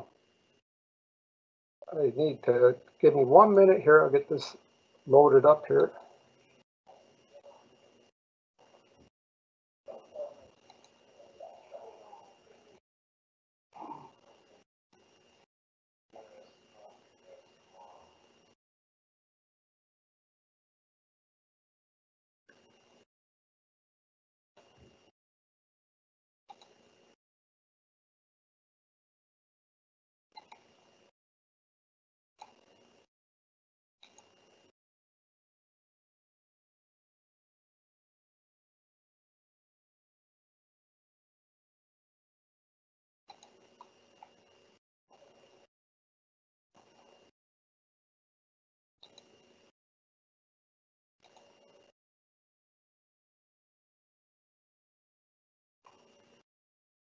Seem to have a little glitch here, which we did expect.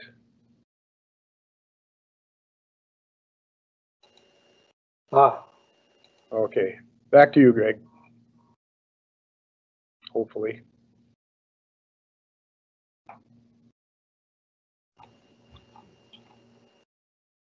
So while we're waiting for Greg, okay, Greg, you there? Yes, I am. All right. All right. I'm going to talk here a little bit on the different things that we have going on right now, spring activities. One of them, the guys are just finished up our northern pike spawning. We did not get the eggs like we normally do from Sakakawea and Wahi, but thankfully the crews were able to go up to Devil's Lake, somewhere we haven't been to for a number of years, but we were able to get the pike eggs we needed all out of Devil's Lake. We're done with pike spawning altogether. It kind of came quick down the end. The cold weather earlier really set us back, but hopefully we caught up and we'll have enough eggs to stock our lakes. Another activity is perch and pike and channel catfish trap and transport. We move them around the state. This time of the year, we're on the clock. The fish dictates what we're doing. So in particular, the pike and the catfish, we're doing this along with some other activities. We're taking those fish, generally adult fish, out of waters that we have plenty of fish in. The big waters, Sakakawea, Wahi again perhaps, and we're stocking them in some of the community fisheries around the state. Maybe 30 or so lakes that'll get these fish. They provide an instant fishery. It's really popular with the locals, especially the youth. The yellow perch, it's critical this year, our trap and transport. We've done this for 30 years, but this year probably because we have what happened last fall with all the wet conditions. We have a special situation out there where we can jumpstart a whole lot of lakes again, get perch going. We had some winter kill, but there's actually even some new lakes that will probably get perch in. If we can get 100 to 200 pounds stocked, we'll have perch out there. they'll get reproduction, and then 3, 4, or 5 years down the road, the public will find them and have a lot of fun with them. So that is hot and heavy right now this week also. Our rainbow trout stock, and we do that every year this time of the year basically. The crews are moving trout. I believe we did 17 lakes. These are catchable trout. 17 waters last week, about 5 or 6 this week, and we have 20 or so the next 10 days of May. So most of the lakes that have trout, have a history of trout, will be getting stocked with catchables. Again, community ponds, those create that immediate fishery for especially the kids, but elderly, it doesn't matter. They're just a lot of fun to have. The one thing that people really relate to and kind of get excited about North Dakota is walleye spawning. We typically have a week between pike and walleye. This year that wasn't the case. Ice has gone off the lakes real fast here, and in particular, which is unusual, Sakakawea. Sakakawea is a go-to place the last 5 or so years. Thankfully, we're able to get more than enough walleye eggs year in, year out from Sakakawea to take care of our needs. And our needs are high again this year. We intend to stock in the neighborhood of 10 million walleye statewide, and that does not include anything into the big waters of Sakakawea, Wahi, or Devil's Lake. So that's quite an undertaking, but I think perhaps the guys may be still up there spawning tonight. I don't know. If not tonight, the next day or two. Ice comes off the lake this time of the year. We have ramp damage, so we have some crews out there working on the buckled ramps where we don't have a concrete or cement ramp. It can be a perennial problem, but straightening out the ramps because the public wants on the lake now. And also the docks are going in. We don't do a lot of the put the docks in. Our partners do, the water boards and county park boards and different sportsmen's groups. They do a lot of the dock work, but they're going in right now. So most of the fishing waters, shortly after ice, I'll give it a week, maybe 2 at the most, but they should have the docks in. And I need to bring up the fishing docks because the COVID-19, it's related. We have heard some people say that the Game and Fish is telling not to put the docks in. Well, that's not the case. We certainly understand the docks need to be there for boating, to have safe boating. So the docks, the pinch points on a dock are very few and far between. So we're not so concerned about docks. We are on the fishing piers, and we did make a recommendation to all our partners out there, again with fishing piers, not to put the piers in immediately here as ice is going off. And the reason being is that's a natural spot for congestion. We get a lot of people, we can sign it. We sign a lot of spots here right this spring about social distancing, but sometimes when the fish are biting, people have a problem reading signs. So there's an area that we thought that let's just wait. We can hold back a few weeks, maybe even a month or 2 if need be, but most of the local partners, again, are not putting in the piers for just time being. I'm going to touch on fishing regulations. I bring this up because it's a new fishing year and it's a new proclamation or fishing guide. Period April 1st as the new season began. One change you'll notice right away is for especially any old timers that still get their fishing guide at their local bait shop or sportsman's store, but our fishing guide, the look of it has changed. For 30 years, we had that pocket size fishing guide. This year we went to a larger style, in part because we can put a little more content in there. We could put a little color into it. And probably most importantly for some of us 60 and older, it's because the font size is a little bit bigger now, so we can actually read a little bit better. So yeah, the fishing guides are out there and the new regulations are in place. Every fishing guide, we highlight the changes for the new fishing 2-year period. We did that again, and this fishing guide, if you look on page 4 when you pick up a fishing guide, we do not, in North Dakota, we do not like to change our rules very often. We like to keep our regulations simple and straightforward. We know the public really appreciates that. And so we don't tend to have many major changes, and that was the case again this year. If you look at the fishing guide, and again, page 4, you'll see the summary of the major changes, and for the most part, they are not very major. There is one thing I want to touch on though, and it got a little bit of we received some comment and input both for and against initially, and that's how you deal with transporting fillets away to your permanent residence. So if you're out in the field somewhere hot and you're going to clean your fish, not at home but away, how do you go about it? And so we did make some changes there, and this is right here.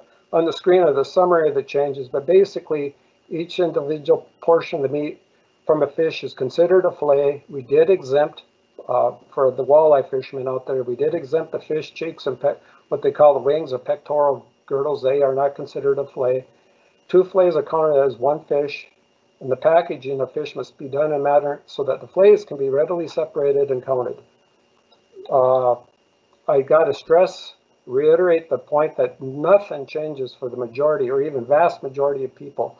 We know that most people catch their fish, they throw them on ice in a cooler, take them home, clean them in the kitchen sink, or they may take it out to the garage and they fillet their fish and they can continue to do nothing changes whatsoever. The only people this changed for are those that do clean their fish. They might be gone for a weekend or 3 or 4 days, and they utilize one of the fish cleaning stations scattered across the state. In that case, depending on how many fish you got, you may have to change the way you've cleaned fish for some. We also heard from a lot of people who thought that this rule was always the rule, so kind of had some mixed input on it. I don't want to go into any more detail because we have it all covered on our website. I would refer you to our website. There's lots of information there. We posted this a couple weeks ago, I believe, but it's frequently asked questions. You can find the questions and the answers. There's 6 or 7 points in there that kind of explain the situation in a little more detail. Another thing that the public's heard from, I'm sure, is about this year's paddlefish snagging season, or the lack of a harvest season. A few weeks ago, we did close. We said no to the harvest portion of the paddlefish season, which typically opens May 1st and it runs for the first few weeks, 2-3 weeks of May. Up above Williston at the confluence of the Yellowstone, Missouri rivers, basically the state border of Montana down to the Highway 85 bridge near Williston. This year we said no to it because of the issues with congestion. The reality in paddlefish snagging is everybody likes to go out, whatever day it opens, they're out there. And we issue roughly, there may be 3, upwards some years, 4,000 snaggers. There's plenty of area, but they're not scattered. They're all in 3 or 4 favorite spots, and they can get quite congested. And probably more important than shoreline congestion is often then as the day winds down, they'll bring their fish to a cleaning station where their fish are cleaned free of charge. And caviar, they'll take their eggs there. We have problems with physical distancing. There'll be a block long line of people and they're milling around, socializing, and it just be very would cause a lot of real issues we've felt between snaggers themselves, caviar processors, our own data collection staff. The best thing for this year is take a year off and not have the harvest season. However, we do have a snag and release season still on the books. It would begin May 15th and run for a week through the 21st. All you need to have is a valid fishing license. No paddlefish tag would be required, and the area would be the same area as the harvest season, which means, again, from the Montana line, for the most part, down to Highway 85 bridge. We have not decided for sure if we're going to have the season, given the virus issues out there, but on the books still, that is the plan. The 15th to 21st, we'll have a snag and release only season. So people that want to go out there still want to do it, they have that opportunity. We'll be making an announcement here probably in the next week or 10 days as it gets a little closer. Another one, fishing tournament update. We had we revoked the permits, the April and May fishing tournaments. We typically permit roughly 160 tournaments statewide annually. There's probably somewhere in the neighborhood of 18 in April, May. So we let the sponsors know that because of the issues of crowding and rules meeting and weigh-ins, and just it's one of those natural things that you get a lot of people in the small area. We let them know that no to the April and May tournaments. We gave them the option to reschedule. To date, 5 of those, roughly 18 tournaments have canceled and 6 have rescheduled. We also sent out some information to all other tournament sponsors, June through October, that we may have to revoke their permits, again, COVID dependent. 4 of those tournaments have already canceled their tournaments on their own. they were just too concerned regardless of if we said they had to, they did it on their own. So that we've heard from a number of organizers that are a little bit, they're concerned for their own constituents, the participants, in trying to keep that social distancing. That's not going to go away. We're going to have to continue to practice for the next few weeks and months, or who knows how long. And then the last thing, ANS, Aquatic Nuisance Species Update, that should not be similar to CWD earlier. It shouldn't be anything new to anybody. There are no regulatory changes this year, but something that we wanted to bring to everybody's attention, that there was a new law passed last year that created an enhanced ANS program that basically does more of what we've been doing, which is education, inspection, and monitoring. There's a lot of people that think, and we thought that we needed to do more and try to focus on more of those programs. So we've started actually last year a little bit, and certainly this year you'll see more of a presence out there. But what we wanted to share with everybody, the costs for that to fund this new program, that there's different between the boaters and the anglers will be assessed additional charges. First off, for any motorized watercraft licensed in North Dakota, there's a $15 ANS surcharge. That's over the 3-year period of your registration period. So it would be prorated. If it was only the last year, it would be $5. So that's already been taken. There's over 30,000 motorized watercraft already been licensed. So that's been taken care of. There's a $2 annual surcharge on fishing license for the individual, married couple, and combination fishing license. There's a $3 annual surcharge on a non-resident fishing and waterfowl license. And then lastly, there's a $15 annual ANS fee that goes on with any motorized watercraft operated in North Dakota waters, but not licensed in North Dakota. And I want to speak to that for a real quick second, that particular issue. You'll see boats out there that aren't, have their license in North Dakota. You'll see eventually they'll have a sticker. This orange sticker, orange-red sticker will be on the starboard side, and hopefully everybody will start seeing those in some of the boats out there. The one thing I wanted to bring out, so just because you don't see it, let's say conceptually that there's a boat from Minnesota, Wisconsin, Iowa, South Dakota, it doesn't matter. And you see the boat out there, but it does not have that sticker. That does not mean that they haven't already purchased it. They have to do it online, and it takes a few days to get it mailed to them. And they could be fishing as long as they have the copy of the purchase receipt. That's proof of validation of the sticker. So they're good to go, and the person that's going to know about that will be the game warden if and when they check them. So we just bring this to the attention of the public. We really don't need to have a lot of calls about boats out there without a sticker. They may very well have purchased it. They just hadn't got it in their physical presence yet. Last thing on ANS, aquatic nuisance species, unfortunately, last year, I think everybody probably heard about this, but in the eastern half of the state above Valley City is Lake Ashtabula and the Cheyenne River. We found a, excuse me, a pretty good infestation of zebra mussels in Ashtabula and the lower Cheyenne. So they join the Boise, Sioux, and the Red River as the only waters in North Dakota, zebra mussels.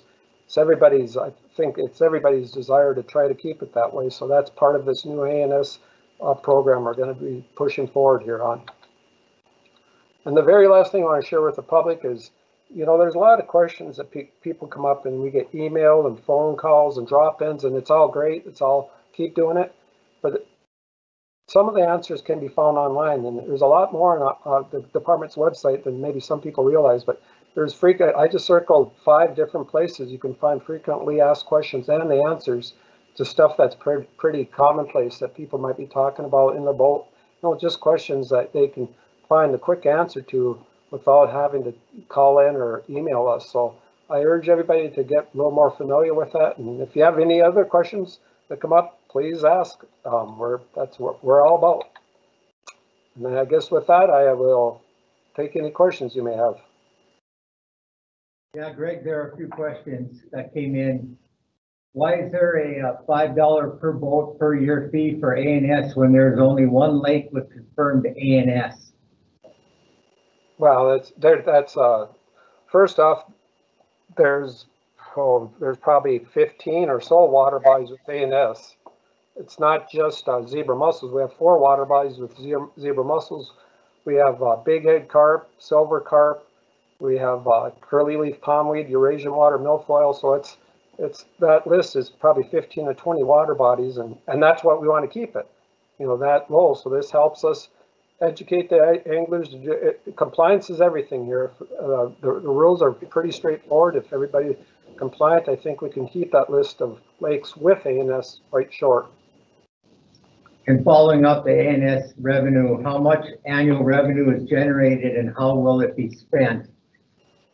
Yeah, okay, that's a good question. Roughly, I mean, we're kind of figured, since it's a new program, we weren't sure on certain things, especially how many what we call non-resident boats from other states or not licensed in North Dakota, how many would be coming to North Dakota.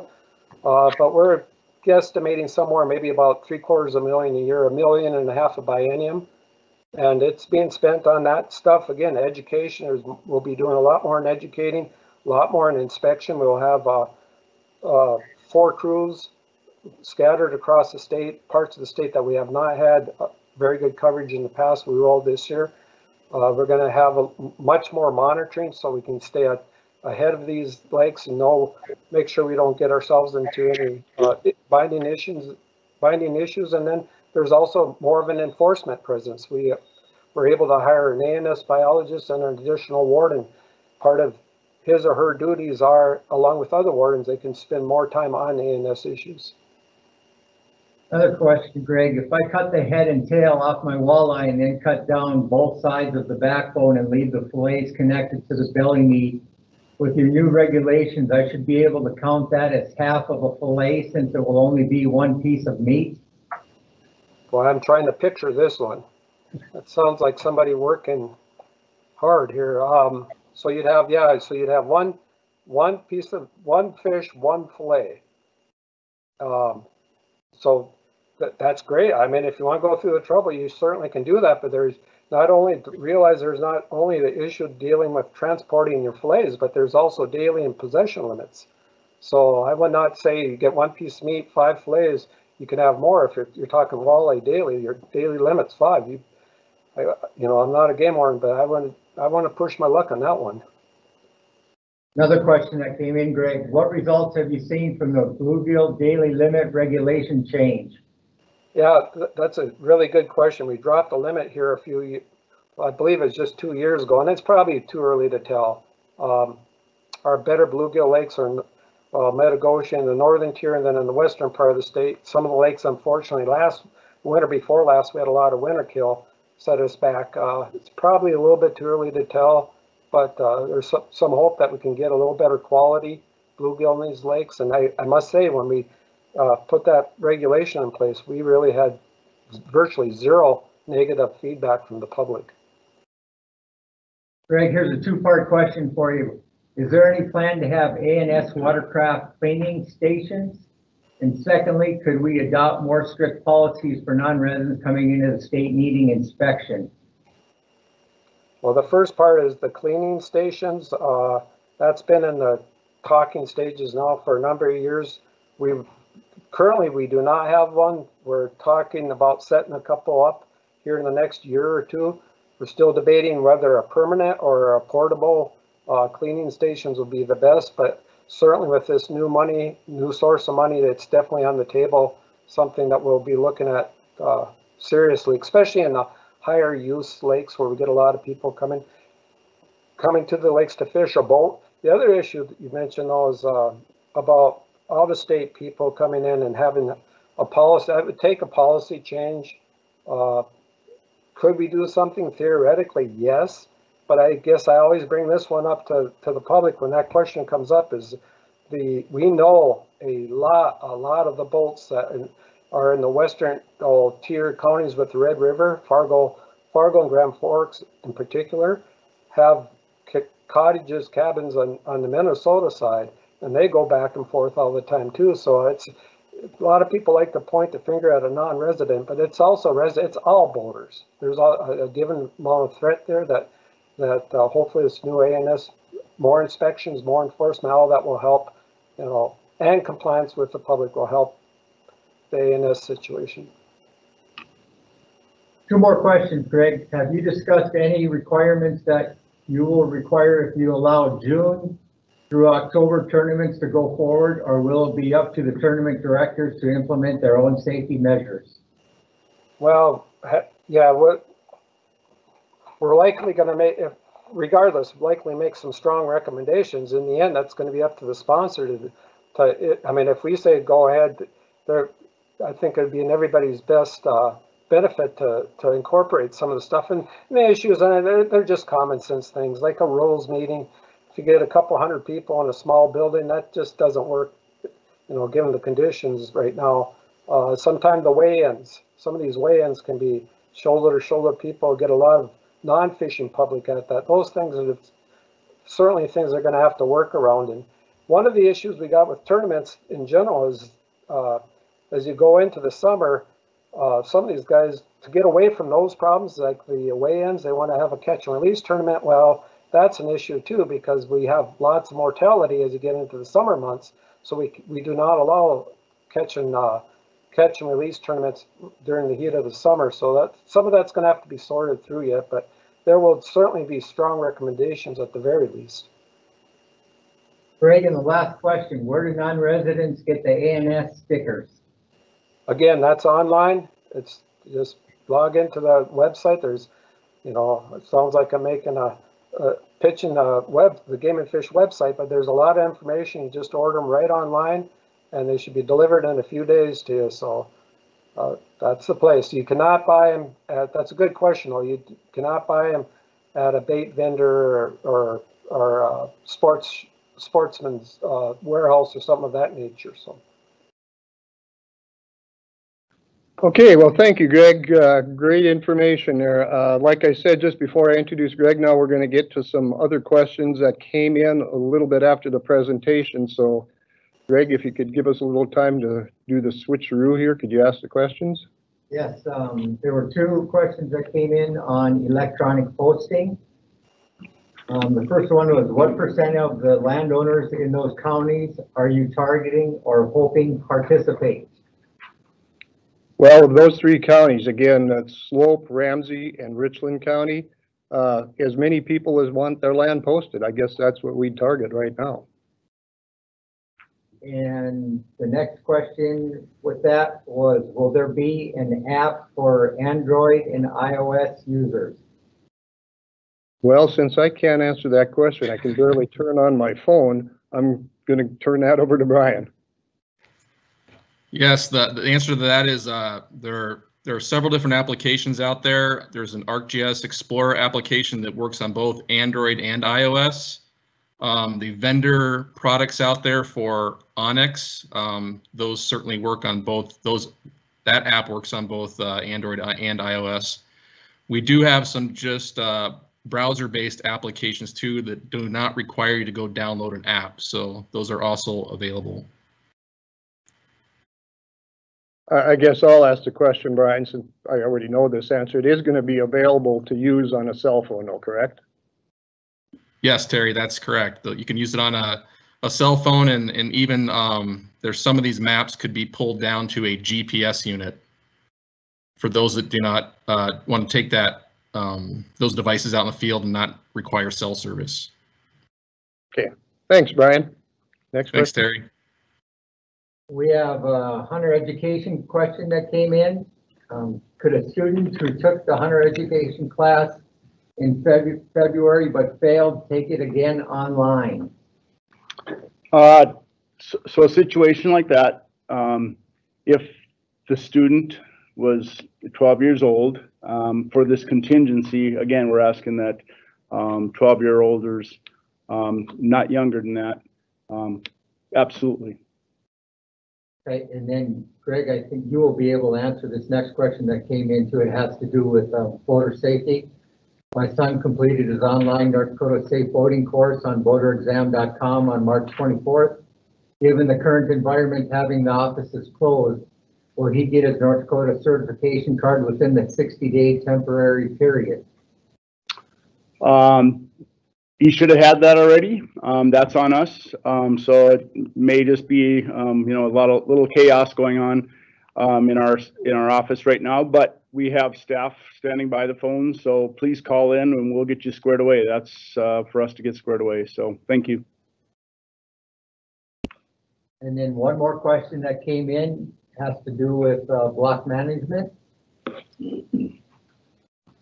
And that is, I use Montana's block management lands every year. It has worked very well for me. Has North Dakota ever considered a like system? Yeah, I mean, I guess it is something when we're talking about comparing block management and our plots program. They're both great programs, have their pros and their cons.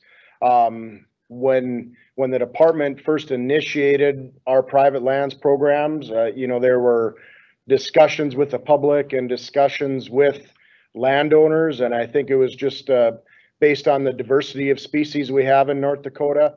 I think that was ultimately the route we decided to go, whereas Montana's program is mostly designed after big game species, and so it does have a little bit of a different impact. But over time, I mean, it's one of those things that I wouldn't necessarily rule it out as how we could how we could intertwine that within our plots programs for certain areas. But it does get to be, anytime we're doing anything as a department, we do like to limit the confusion with the public. And so this has been one way to do that, to have one straightforward walking access only program available to the public. But we recognize that the block management program definitely has its pros as well.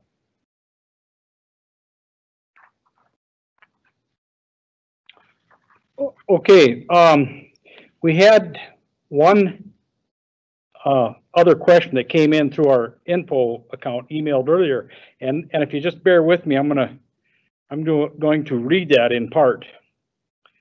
I am a night predator hunter using night vision / thermal equipment. I am wondering why the season opens so late in the year. Is it possible they open the season in mid-September, close it the week prior to the rifle season, and during rifle season then open it back up once rifle season begins? So in order to adequately answer that question, we have to back up a few years. About 3 or 4 years ago, we began allowing the use of night vision thermal imaging equipment for the hunting of fox and coyote during the night hunting season for those species.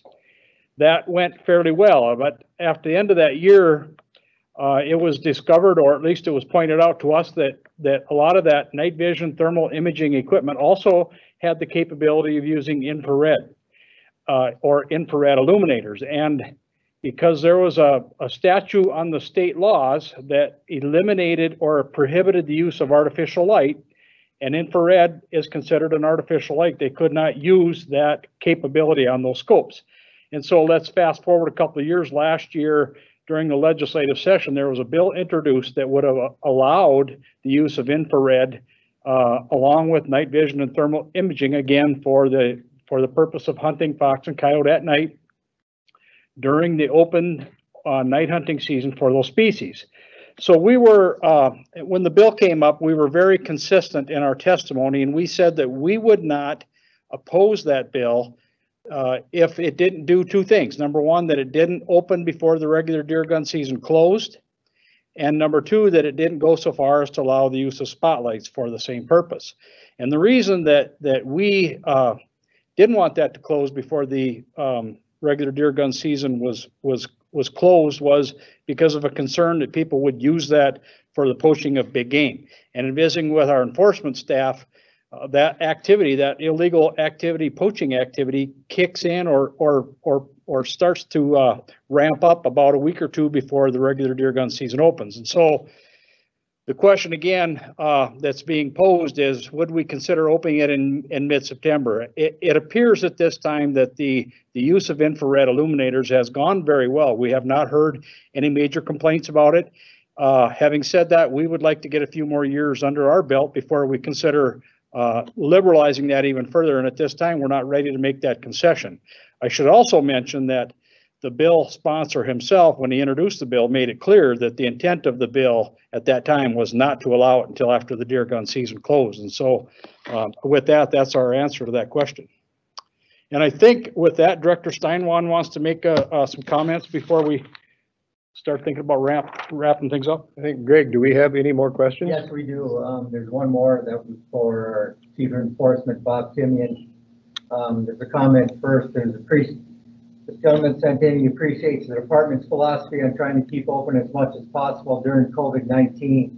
The outdoor opportunities have been much needed during this event. And then the question is the flaying into more than 2 pieces of fish a gross violation of over harvesting or instances of 2 to 3 fish, Bob? Okay, I'm going to have Bob Timian, he's our Chief of Enforcement, answer that.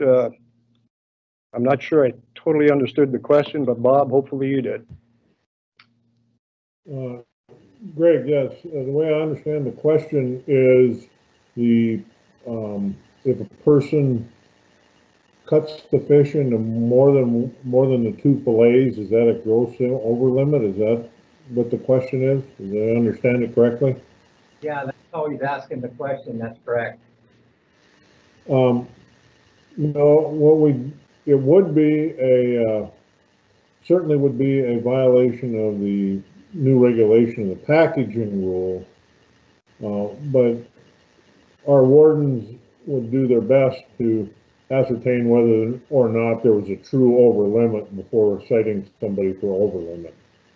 Just because they cut it into 2 pieces, cut it into more pieces, certainly, like I said, would be a violation of the new packaging rule, but we would do our best to discern whether or not there was a true over limit there before going to the next step.